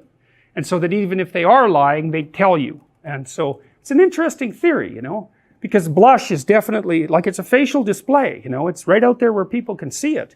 So, you know, maybe that's true, maybe it isn't, but it's kind of an interesting idea. Anyways, the cricket is not happy with what's going on. He's not happy about Stromboli, and he's not happy about the willingness of Pinocchio to make a fool of himself to support this false celebrity. And so I actually think that's why the celebrity types like that often get narcissistic and arrogant. You know, it's because they aren't paying attention. They're not paying attention really to what's happening inside of them. They drown it out because the glory and the money and all that is so attractive and enticing. They don't notice, they refuse to notice what price they're paying for it, and they magnify up their grandiosity and their arrogance to keep that stuff all under control. And then, of course, they get surrounded by sycophants, which is a really bad thing, right? They get surrounded by people who will tell them exactly what they want to hear. And that's really bad if what you want to hear from other people is not good for you. To surround yourself with people who won't offer you genuine criticism or even genuine reward. It's the same thing. Like, you want from me that I differentially reward and punish you in approximately the way that the good part of the crowd will. That's what you want from all your friends. Because then your interactions with them can generalize out to the broader community in a productive way. And so a good friend, you know, I mean, your friends tend to be on the supportive side, and perhaps that's appropriate, assuming there's reciprocity. But a good friend will also tell you when, one way or another, when your behavior is starting to tilt in a direction that's going to make you unpopular with them and likely unpopular with other people. And of course, that's what a parent is supposed to, that's the prime job of a parent in my estimation. It's like, don't do that. Other people will hurt you if you do that. By exclusion, by threat, by failure to offer you an opportunity, bad things will happen to you. So you can't do that. And then you're a representative of the social situation, which is exactly what you should be, not a friend. So, or at least not precisely a friend. That doesn't make you an enemy. It makes you better than a friend. Well, so Pinocchio's on stage making a fool of himself, And then he gets all tangled up in other puppets' strings. That's what happens to him. And then it all ends rather badly with everything being a tangled mess on stage, but it also turns out to be rather funny. It's funny because he's surrounded by angry Russians, which, you could kind of view that as a potential lesson, is that if you're a puppet on a stage and you mess around too much, you just might get tangled up with a bunch of angry Russians. And these are Cossacks. That's exactly what happens. So anyways, of course, no, that's not what's happening here, but it's still funny. So Stromboli is not happy with the tangled mess, but then the crowd reacts very positively, and then that confuses the conscience because he thinks, well, look, this is horrible. This guy's a tyrant. Like Pinocchio's making a fool of himself. Everything turns into a tangled mess, but the crowd goes crazy.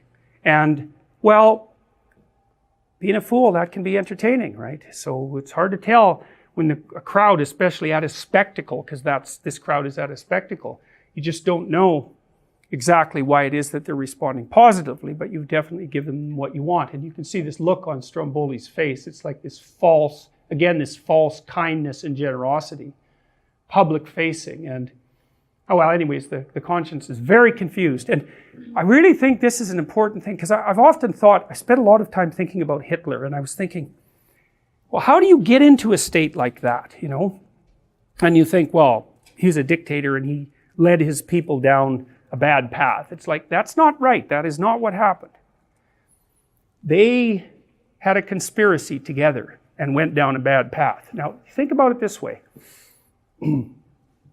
If one person thinks something about you, it's like, whatever, right? But if 5 people tell you that, well, what? Then to start not taking that seriously is kind of narcissistic, right? And if it isn't 5, let's say it's 15 people tell you the same thing or act the same way towards you. It's like, probably you should clue in. Well, what if you're a politician and you're trying out a bunch of different ideas and you're good at interacting with the crowd. You're charismatic, you watch the crowd, but you're not necessarily all that articulate. You don't have your values all straightened out, but you're kind of angry too. And maybe that's because you spent a bunch of time in World War I in the trenches, which was like no joke, and all your friends got blown up. And then you were unemployed, and then you tried to be an artist, and that didn't work out, even though you were moderately talented. And then maybe the economy fell apart completely on you, hyperinflation. And then maybe there was a communist menace coming in from the East, and there genuinely was. And so you're not the world's happiest clam at that point. And you're talking to people who aren't that happy either, because they were also badly defeated in World War I, and then they had a terrible treaty they had decided, and they lost part of their territory. And so the crowd's not happy, and neither are you, and there's reason for it. And so you start talking to them. You don't know what you're upset about, and neither does the crowd. So you start to articulate some things about why you might be upset. And some of them fall flat, but you're paying attention to the crowd. So you stop saying those things. And some of the things make the crowd really wake up and listen. And so you start saying more of those things, right? It's an unconscious dialectic between you and the crowd. It's mediated by consciousness, but it's not like you're sitting there saying, although you might be, I'm going to tell this crowd more what it wants to hear. It's more sophisticated than that. And so you do that 1,000 times, and you do that to ever-increasing crowds. And the crowd really starts to go mad. And they basically tell you that you're the savior of the nation. It's like, how many bloody people have to tell you that before you start to believe it? I would say with a typical person, 100 will do it. That'll get you going, man. If 100 people tell you specifically why you're special, you're going to be thinking, even if you're kind of humble to begin with, you're going to be thinking, geez, there's got to be something to this, man. But if it's 1 million people and they're roaring their approval, well, and then when it's a whole nation, it's like, good luck withstanding that. There's just not a chance. How are you going to withstand that? Now, you could be like Gandhi, and you could have taken that into account beforehand, because he did. He read Tolstoy, by the way. He was a student of Tolstoy, and it's very interesting, because Tolstoy was the person who developed the techniques of nonviolence that Gandhi used. And Tolstoy was also a deeply religious writer, apart from his novels, which are not, I wouldn't say, really in the religious category, although they're profound. Tolstoy stressed humility with nonviolence. He really stressed it, and that's what Gandhi took to heart. So he lived a very, very, very, very simple, bare bones, ascetic life. And that was to kind of see if he could keep his damn ego tamped down while the groundswell was building behind him. You know, and he dressed really simply, and he didn't own much, and he ate very simply, and he just tried to stay away from the whole materialistic success element that would be an element of what would turn him into an actor and also inflate his ego. And, you know, he seemed to do that pretty well. You know, he certainly, well, he led a nonviolent revolution that resulted in the independence of India. It also produced a terrible civil war and the separation of the Muslim Indians from the Hindu Indians. But I don't think you can precisely lay that at the feet of Gandhi, right? But what I'm saying is that you have to be an extraordinary person, you have to be extraordinarily wise, and you have to take ridiculous precautions if you're going to put yourself in the public sphere like that and expose yourself to that kind of adulation without becoming a puppet of the crowd. And that's what happened to Hitler. I mean, it's not like he wasn't also a conscious manipulator and surrounded himself by people who were propagandists and all of that. So there was a conscious element, but you got to think these things through and see how that dialectic develops. Like, he learned how to appeal to the darkest fantasies of the crowd. He was really, really good at it. And that was a dialectic process, right? The crowd told him what they wanted to hear, and the crowd's a mob at that point.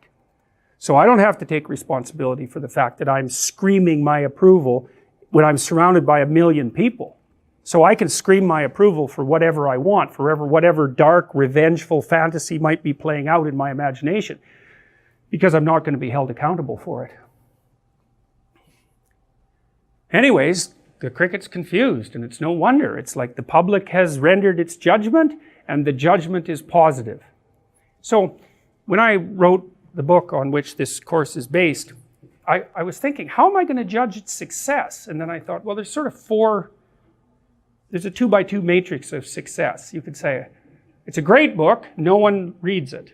That happens. So what do you do about that? It's like, Nietzsche sold virtually nothing in his lifetime, right? And you know that's happened to lots of artists. So then it's a terrible book and everyone loves it. That happens too. And then it's a great book and everyone loves it. And then it's a terrible book and everyone hates it. That's probably a better category, actually, that like it's a terrible book and everyone loves it. I mean, you wouldn't pick a terrible book that everyone hates if you had a choice. But at least the quality and the response match. At least it's truthful, like great book, good response. But the problem with those 4 categories is you can't really tell which category your production falls into, right? Because how do you know? And I think you should assume horrible book, bad response, because that's the most likely, of all 4 of those categories, that's the one that's most likely to be true. But just, purely on actuarial grounds, let's say. So, all right, so anyways, the cricket wanders away because he obviously, not only was he late for work that day, but he turned out to be wrong about everything. So he lets Pinocchio go off on his adventure, and Stromboli puts him in this little kind of like a touring wagon, and away they go. And the cricket thinks, well, the conscience isn't needed anymore on this journey towards unearned celebrity. Well, meanwhile, back at the ranch, as they say, the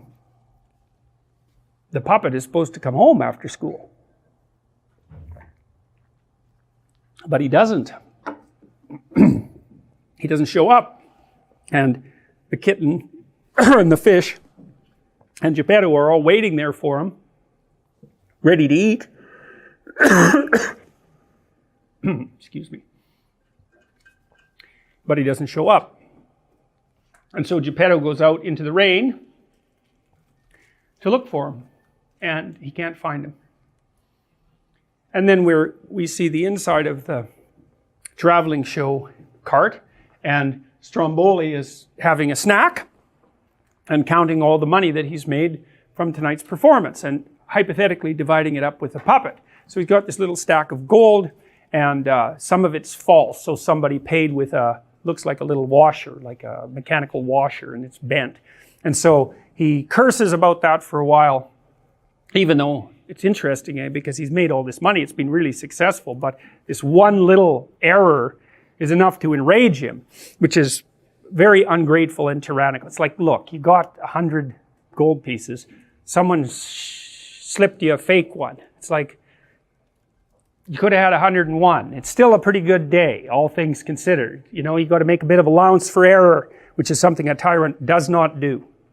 So, and that's perfect, because if you don't make allowance for error at all, then people are always guilty of something. And if you're a tyrant, that's exactly what you want. And people are always guilty of something.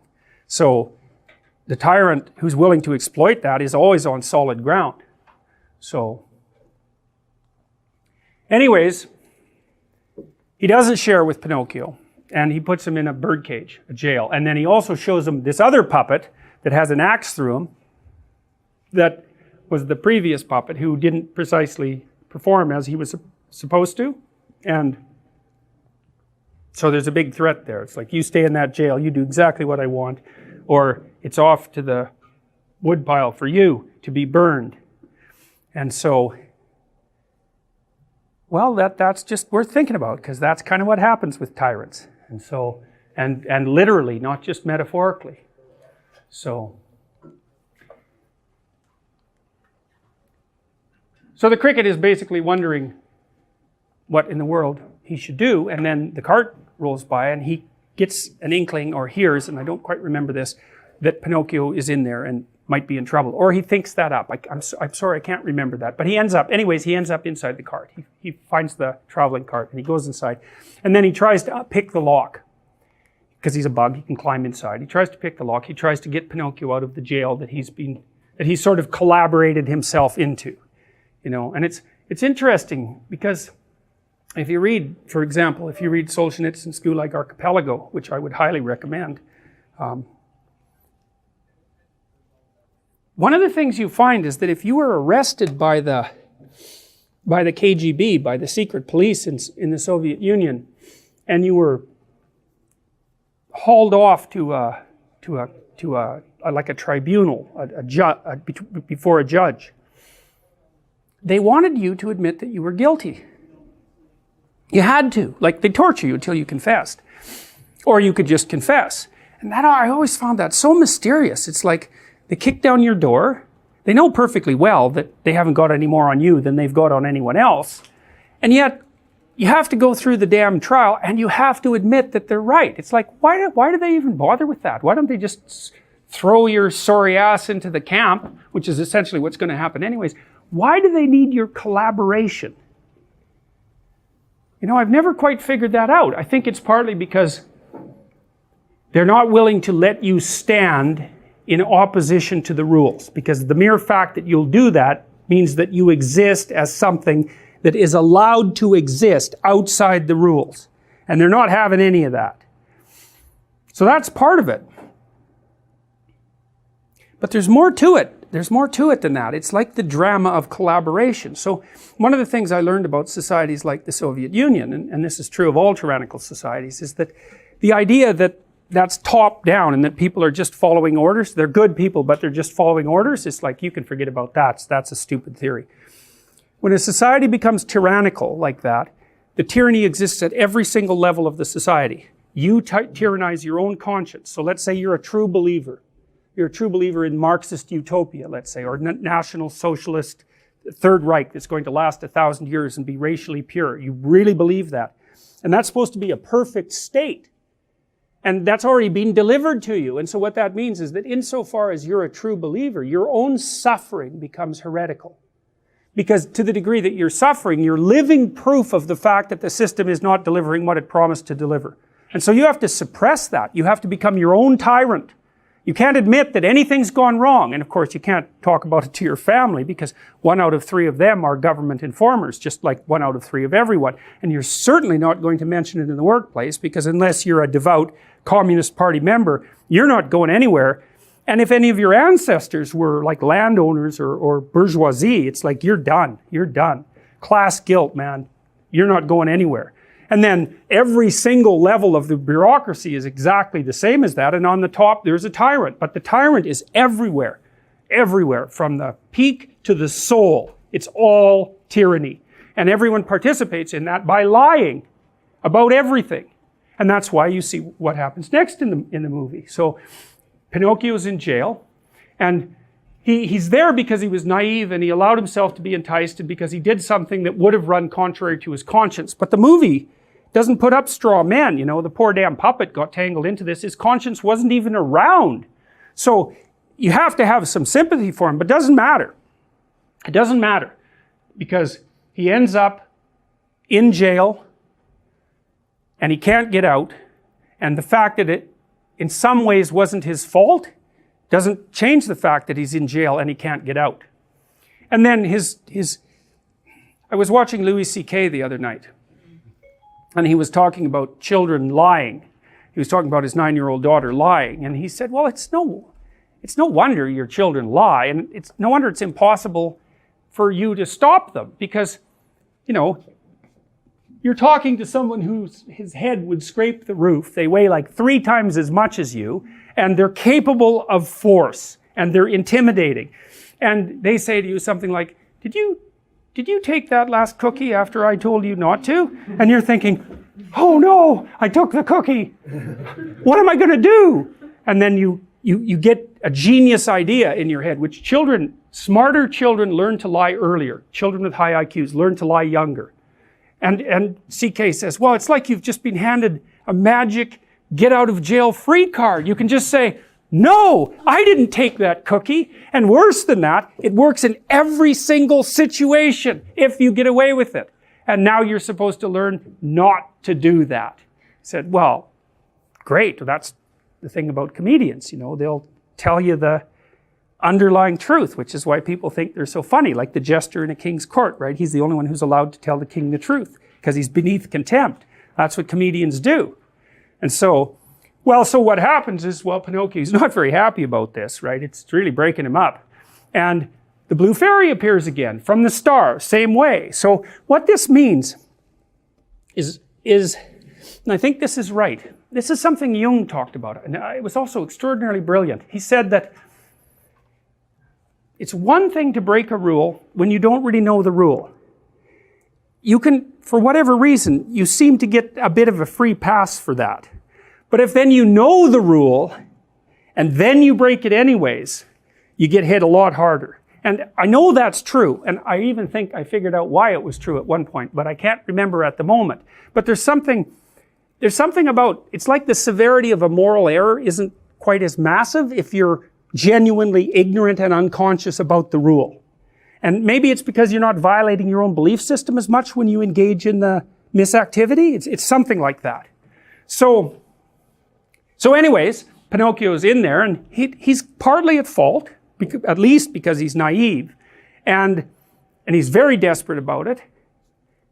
But it's also because his conscience isn't functioning very well.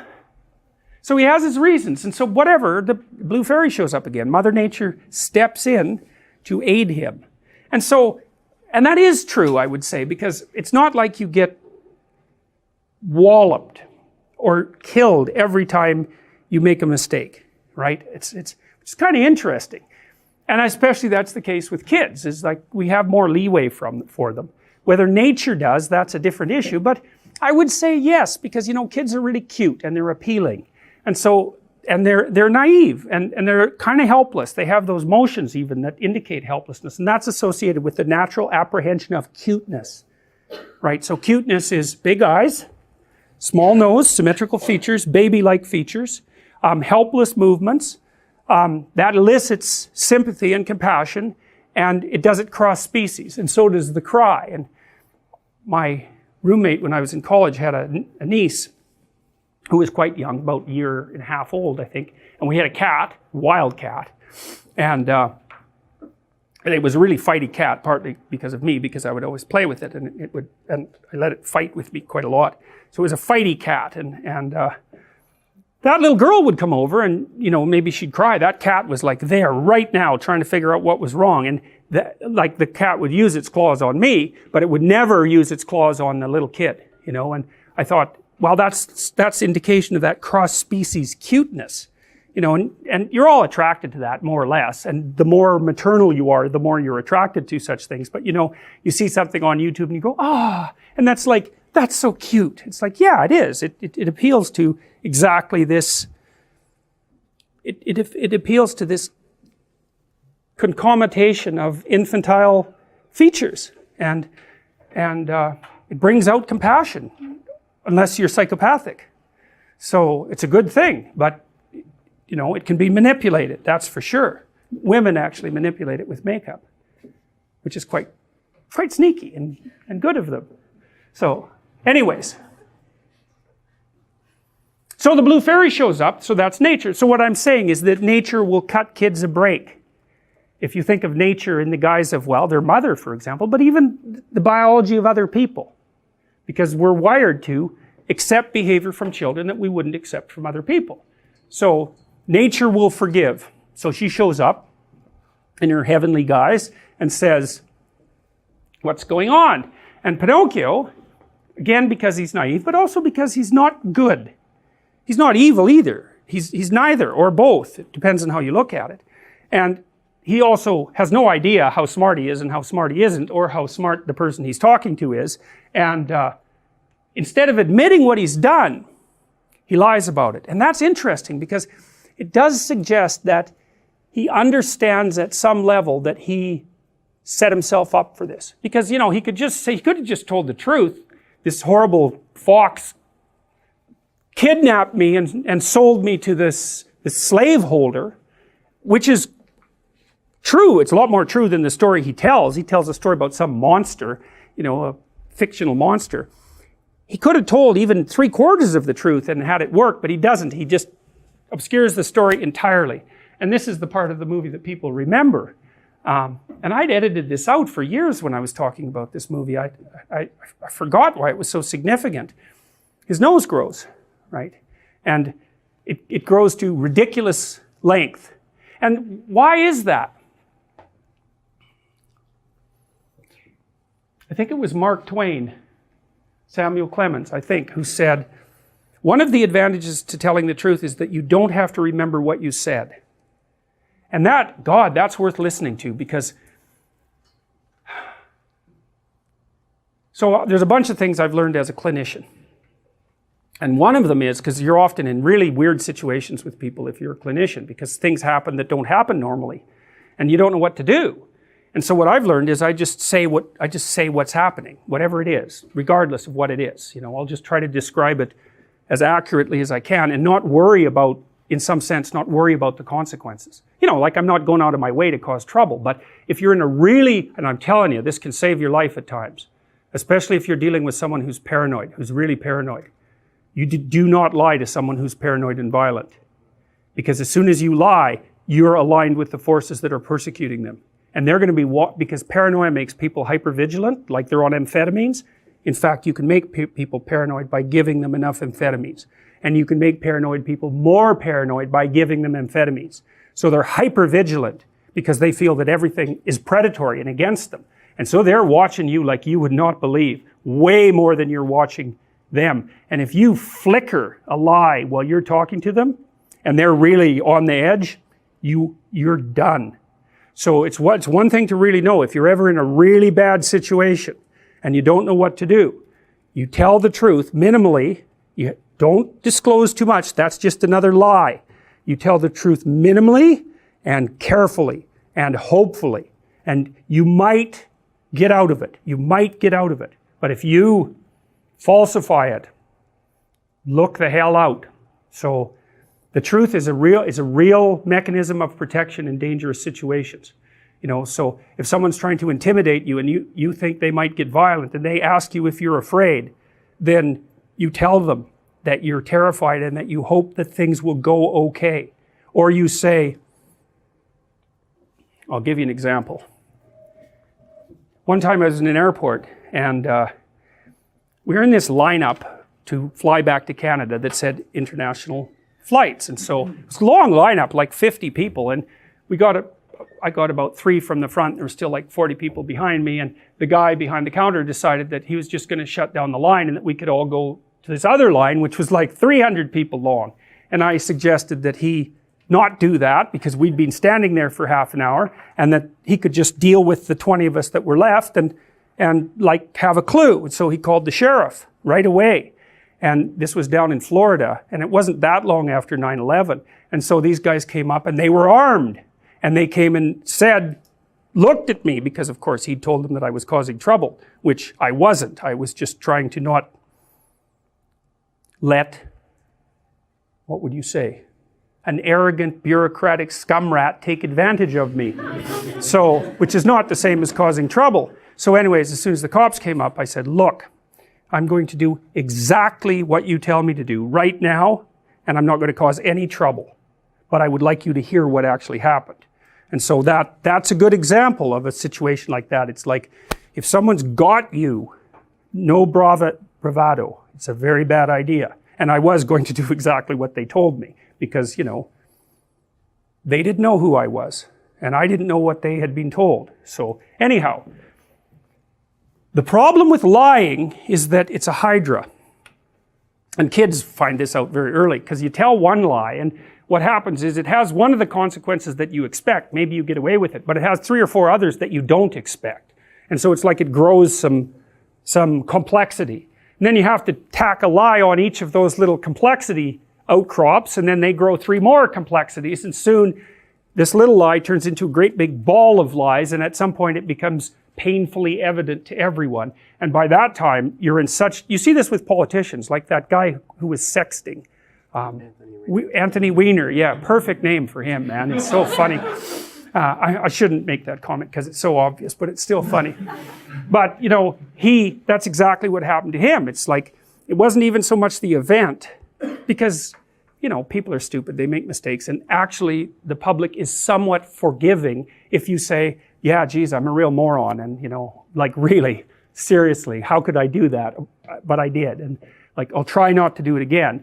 But what happens with politicians is, and I'm not speaking specifically of politicians, is they'll make an error and it gets exposed, and then they make 3 others trying to cover it up. It happened with Nixon, for example, and then the whole thing just turns into a complete scandal. And maybe they could have got out of it at the beginning by just telling the truth. It's like, yes, I'm an idiot, you know, I'll try not to do it again. Well, that isn't what happens in this case, and Pinocchio grows this elaborate series of lies, and the fairy is willing to be a little generous to him because he's little and cute and he's still a puppet, and she tells him not to do that, and that she's going to give him a pass this time, but that she isn't going to be able to intervene on his behalf again.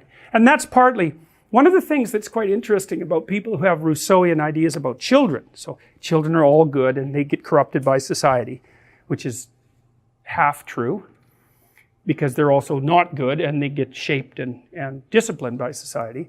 But the Rousseauian types often are very interesting when their kids hit teenage years, or when they're judging, like, say, criminal teenagers. It's like the child is perfect until they hit like 11, then they turn into a teenager, and then they're like thugs. So they go from good to thug in one move, you know, and you often see that in families too, that have treated, especially their daughters, like a princess, you know, and then they hit puberty, and the parents who have princessed them to death have no idea what to do with them, and so then they become demonized. And so the overly good child turns into the overly wicked teenager, and sometimes they'll act that out too.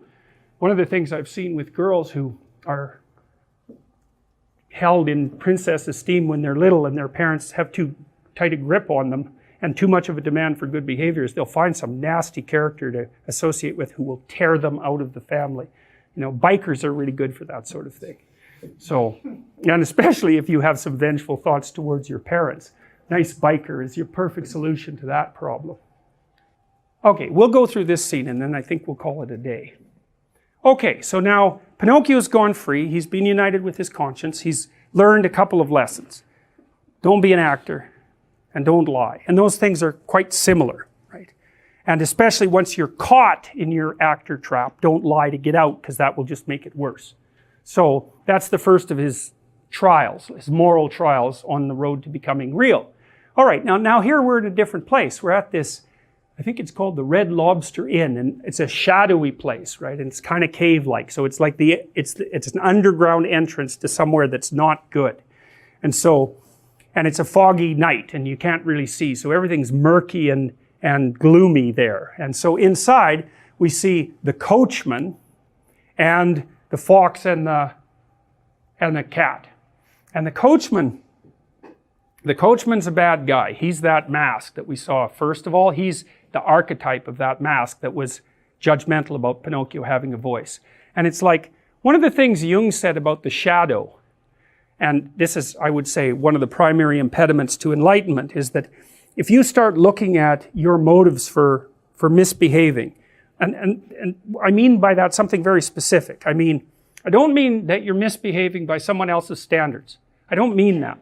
I mean, when you know by your own standards that you're doing something that's devious or malevolent or underhanded, you know it, and you still do it. So it's your own judgment you're bringing to bear on yourself. If you look at why you're doing that, the longer you look at it, the deeper a hole you dig.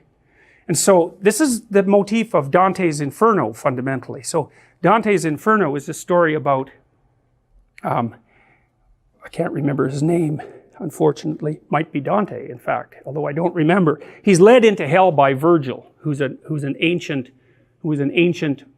philosopher, thinker. And hell has levels, and so the outer level is, and this is a Christianized version of hell, because there's hells of all sorts, but this is a Christianized version. And so on the outermost levels of hell, which is sort of like normal life, are the ancient philosophers, and they're still in hell because they weren't Christian, but it's kind of like, it's like cheap motel hell instead of the full pit thing, you know. And so then Dante goes deeper and deeper into hell until he gets right to the bottom of it. And it's been a while since I read it, but if I remember correctly, Satan himself is encased in ice at the bottom of hell, surrounded by people who betray others. And so Dante's notion was that the worst of all possible violations of moral behavior was betrayal, and that they're in the deepest levels of hell. And I really like that idea. I think it's true, because if you trust me, then you're manifesting the necessary courage that puts someone through life. You know, if you're smart, you don't trust me because you're naive. You trust me knowing that I'm full of snakes and so are you, but maybe we could cooperate and move things along nicely, you know, and we could reduce each other to our word, and we could cooperate. But you're awake, you know, and then I betray that, then I'm undermining your necessary faith in life and humanity. And you can really hurt someone that way. Like sometimes it's self-betrayal, but you can really do someone in that. We can really traumatize them. So that they can't recover. And so it's a really terrible thing to do to someone. And maybe it's the worst thing, and that was Dante's idea. And it's tied in. That makes very interesting reading if you read it at the same time as Milton's Paradise Lost, because those are metaphysical explorations. This is what they are. They're metaphysical explorations of the terrible places you can end up, and that people do end up. And also a metaphysical explanation of what spirit takes you there. So, because you might ask, well, why do you betray someone? And that is a deep question. And so you'll have your specific reasons, but under that there'll be some other reasons, and under that there'll be some other reasons, and under that there'll be some other reasons. And if you go all the way to the bottom, you come up with the ultimate reasons why you betrayed someone. And when you look at that, that will not be pretty. That's when your proclivity for evil, let's say, unites with the general human proclivity for evil, and you discover just exactly what you're capable of. And so Jung's notion was that, well, that was a full encounter with the shadow, which is, I suppose, partly what this course is about, because one of the things that I believe I told you at the beginning was that I was going to try to help you understand how it might be that you could be an Auschwitz guard. And to really understand that, that's a horrifying thing to understand. But I'll tell you, if you want to grow some teeth, that's a really good thing to understand. So we were talking about your capacity to negotiate before. Like if you aren't a monster, you cannot negotiate. But if you've got that under control, then you don't have to be a monster. It's really paradoxical. So if you're just naive, well, you end up in jail and a marionette master has control over you. That's not helpful. So that's not good. That just means you're useless and you can be manipulated. You won't go out of your way to be malevolent, but it's mostly because you just don't have the skills, the organizational skills, or even the depth to do that. You know, good because you're harmless. That's not good. That's easily manipulated. And so you think, well, how do you get out of that? Well, partly you watch people because you know what they're like, because you know what you're like. But you also know what you could do and would do if you were pushed. And so you don't have to show much of that when you're negotiating with someone for them to take you really seriously. So it's a strange thing, you know, but one of the things Jung pointed out too was that what you most need to know will be found where you least want to look. And that's because you haven't already looked there. And so it's a little different for everyone, right? Because your particular place you don't want to look isn't going to be the same as your place. But you're going to have a place you don't want to look. And what you haven't discovered, that's where it is. And so that's all partly going to be discovered by you looking at what you're capable of, what you're truly capable of. And, you know, people, especially on the compassionate end, think, well, no, I could never be like brutal like that. And that could be true, but you can kill people with compassion, no problem. That's the Freudian Oedipal situation. So think about working in a nursing home. So there's actually a rule of thumb, which I also use to guide my interactions with children and also with my clients, and I would say with people in general. Do not do anything for anyone that they can do themselves. All you do is steal, you just steal it from them. So imagine you're working with really elderly people, you know, they have Alzheimer's. It's like really easy to do things for them because, well, it isn't, because it's really a hard job. But it might be easier to do something for them than to let them struggle through it. But you just speed their demise, right, by taking away the last vestiges of their independence. And you do the same thing with kids. It's like, struggle through it, man. Did you ever see My Left Foot? That's a great movie. It's about this author whose name escapes me at the moment. Brilliant. It's a brilliant movie. And the person who played the part is Daniel Day-Lewis. I think he won an Academy Award for it. But it's about this author in Ireland who was, I think he had cerebral palsy. And all he could really do was use his left foot. That was it. The rest of him was pretty spastic and not controllable. But he was there. He was very intelligent and he was with it. And his dad would not help him. He had to drag himself up the damn stairs with his left foot. He just would not help him. And what happened was he learned how to live. You know, he could function. And the book, which is called My Left Foot, and the movie does a lovely job of laying that out, but you have to be one hard-hearted son of a bitch to let your son crawl up the stairs with his left foot over and over. You think about that. But what's the alternative? You know, if he would have been, and of course he lays this out in the book, if he would have been catered to, he would have ended up just like you'd expect someone who was always catered to. So it's a very nice lesson in the triumph of fostering independence over too casual compassion. That's what I would say. Well, so you look at the coachman here. Kind of looks like a demented Santa Claus, you know. He doesn't have a beard, but it's a nice touch on the animator's part. He's even got the pipe and the red suit. And so he's listening to the fox and the cat brag about how much money they made selling Pinocchio to the puppet master and how evil and terrible they are. And they're bragging away, and he's the real thing, eh? He's the real thing. And he can see through their little petty, narcissistic, grandiose tales of quasi-criminality and has nothing but contempt for it. And you can see that in his facial expressions, like he's sitting back a bit thinking, keep talking, bucko, pretty soon I'm going to have you right where I want you. And so the fox and the cat are drinking beer and smoking cigarettes and talking about how evil they are and bragging about how they got one over on like a 4-year-old, real impressive guys, real impressive. And the coachman is thinking up his own nefarious schemes right now for what he might do with that puppet if he got his hands on him. And so that's what he reveals himself, right? So what you see, filmmakers just do it for a second. And that's an archetypal trip. It's like, you've got the fox and the cat. They're sort of petty examples of criminality and evil. And then you've got the coachman, and he's the real thing. But he's not really shown anybody who he is. And then at one scene in the bar, he lets his guard down and he lets them see what he's really like. And so you see this all teeth and predatory eyes and glee all at the same time, right? That's a bad combination. I'm going to eat you, and it's going to make me very happy. That's insanity. You do not want to see that look on someone's face. And so that's the look. And the fox is traumatized by that. He thinks he's a bad guy. And he's not. He's just He just can't be a good guy. He hasn't got the talent to be a bad guy. So, and then he's talking to the coachman and bragging, and the coachman's had enough of it and shows his real face, and it's like, that's not good. The fox gets a real glimpse into hell, and that just terrifies him. Like he's, and then the coachman, the other thing the coachman does is reveal his plans. And his plans are to kidnap Pinocchio along with a bunch of other boys and to take them to this place called Pleasure Island. And the fox knows what's going on there. And so it's the foreshadowing of the next stage of the adventure.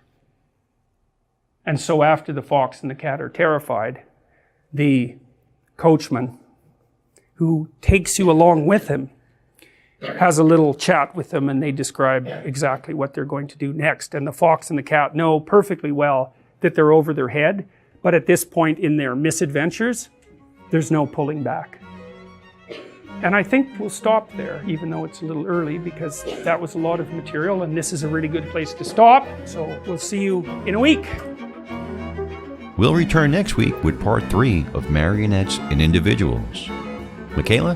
Consider picking up Dad's latest book, 12 Rules for Life, An Antidote to Chaos, or his first book, Maps of Meaning, The Architecture of Belief. Available in text, ebook, and audiobook format wherever you buy books. Follow me on my YouTube channel, Jordan B. Peterson, on Twitter, @Jordan B. Peterson, on Facebook, @Dr. Jordan B. Peterson, and at Instagram @Jordan.B.Peterson. Details on this show, access to my blog, information about my tour dates and other events, and my list of recommended books can be found on my website, jordanbpeterson.com. My online writing programs, designed to help people straighten out their pasts, understand themselves in the present, and develop a sophisticated vision and strategy for the future, can be found at selfauthoring.com. That's selfauthoring.com. From the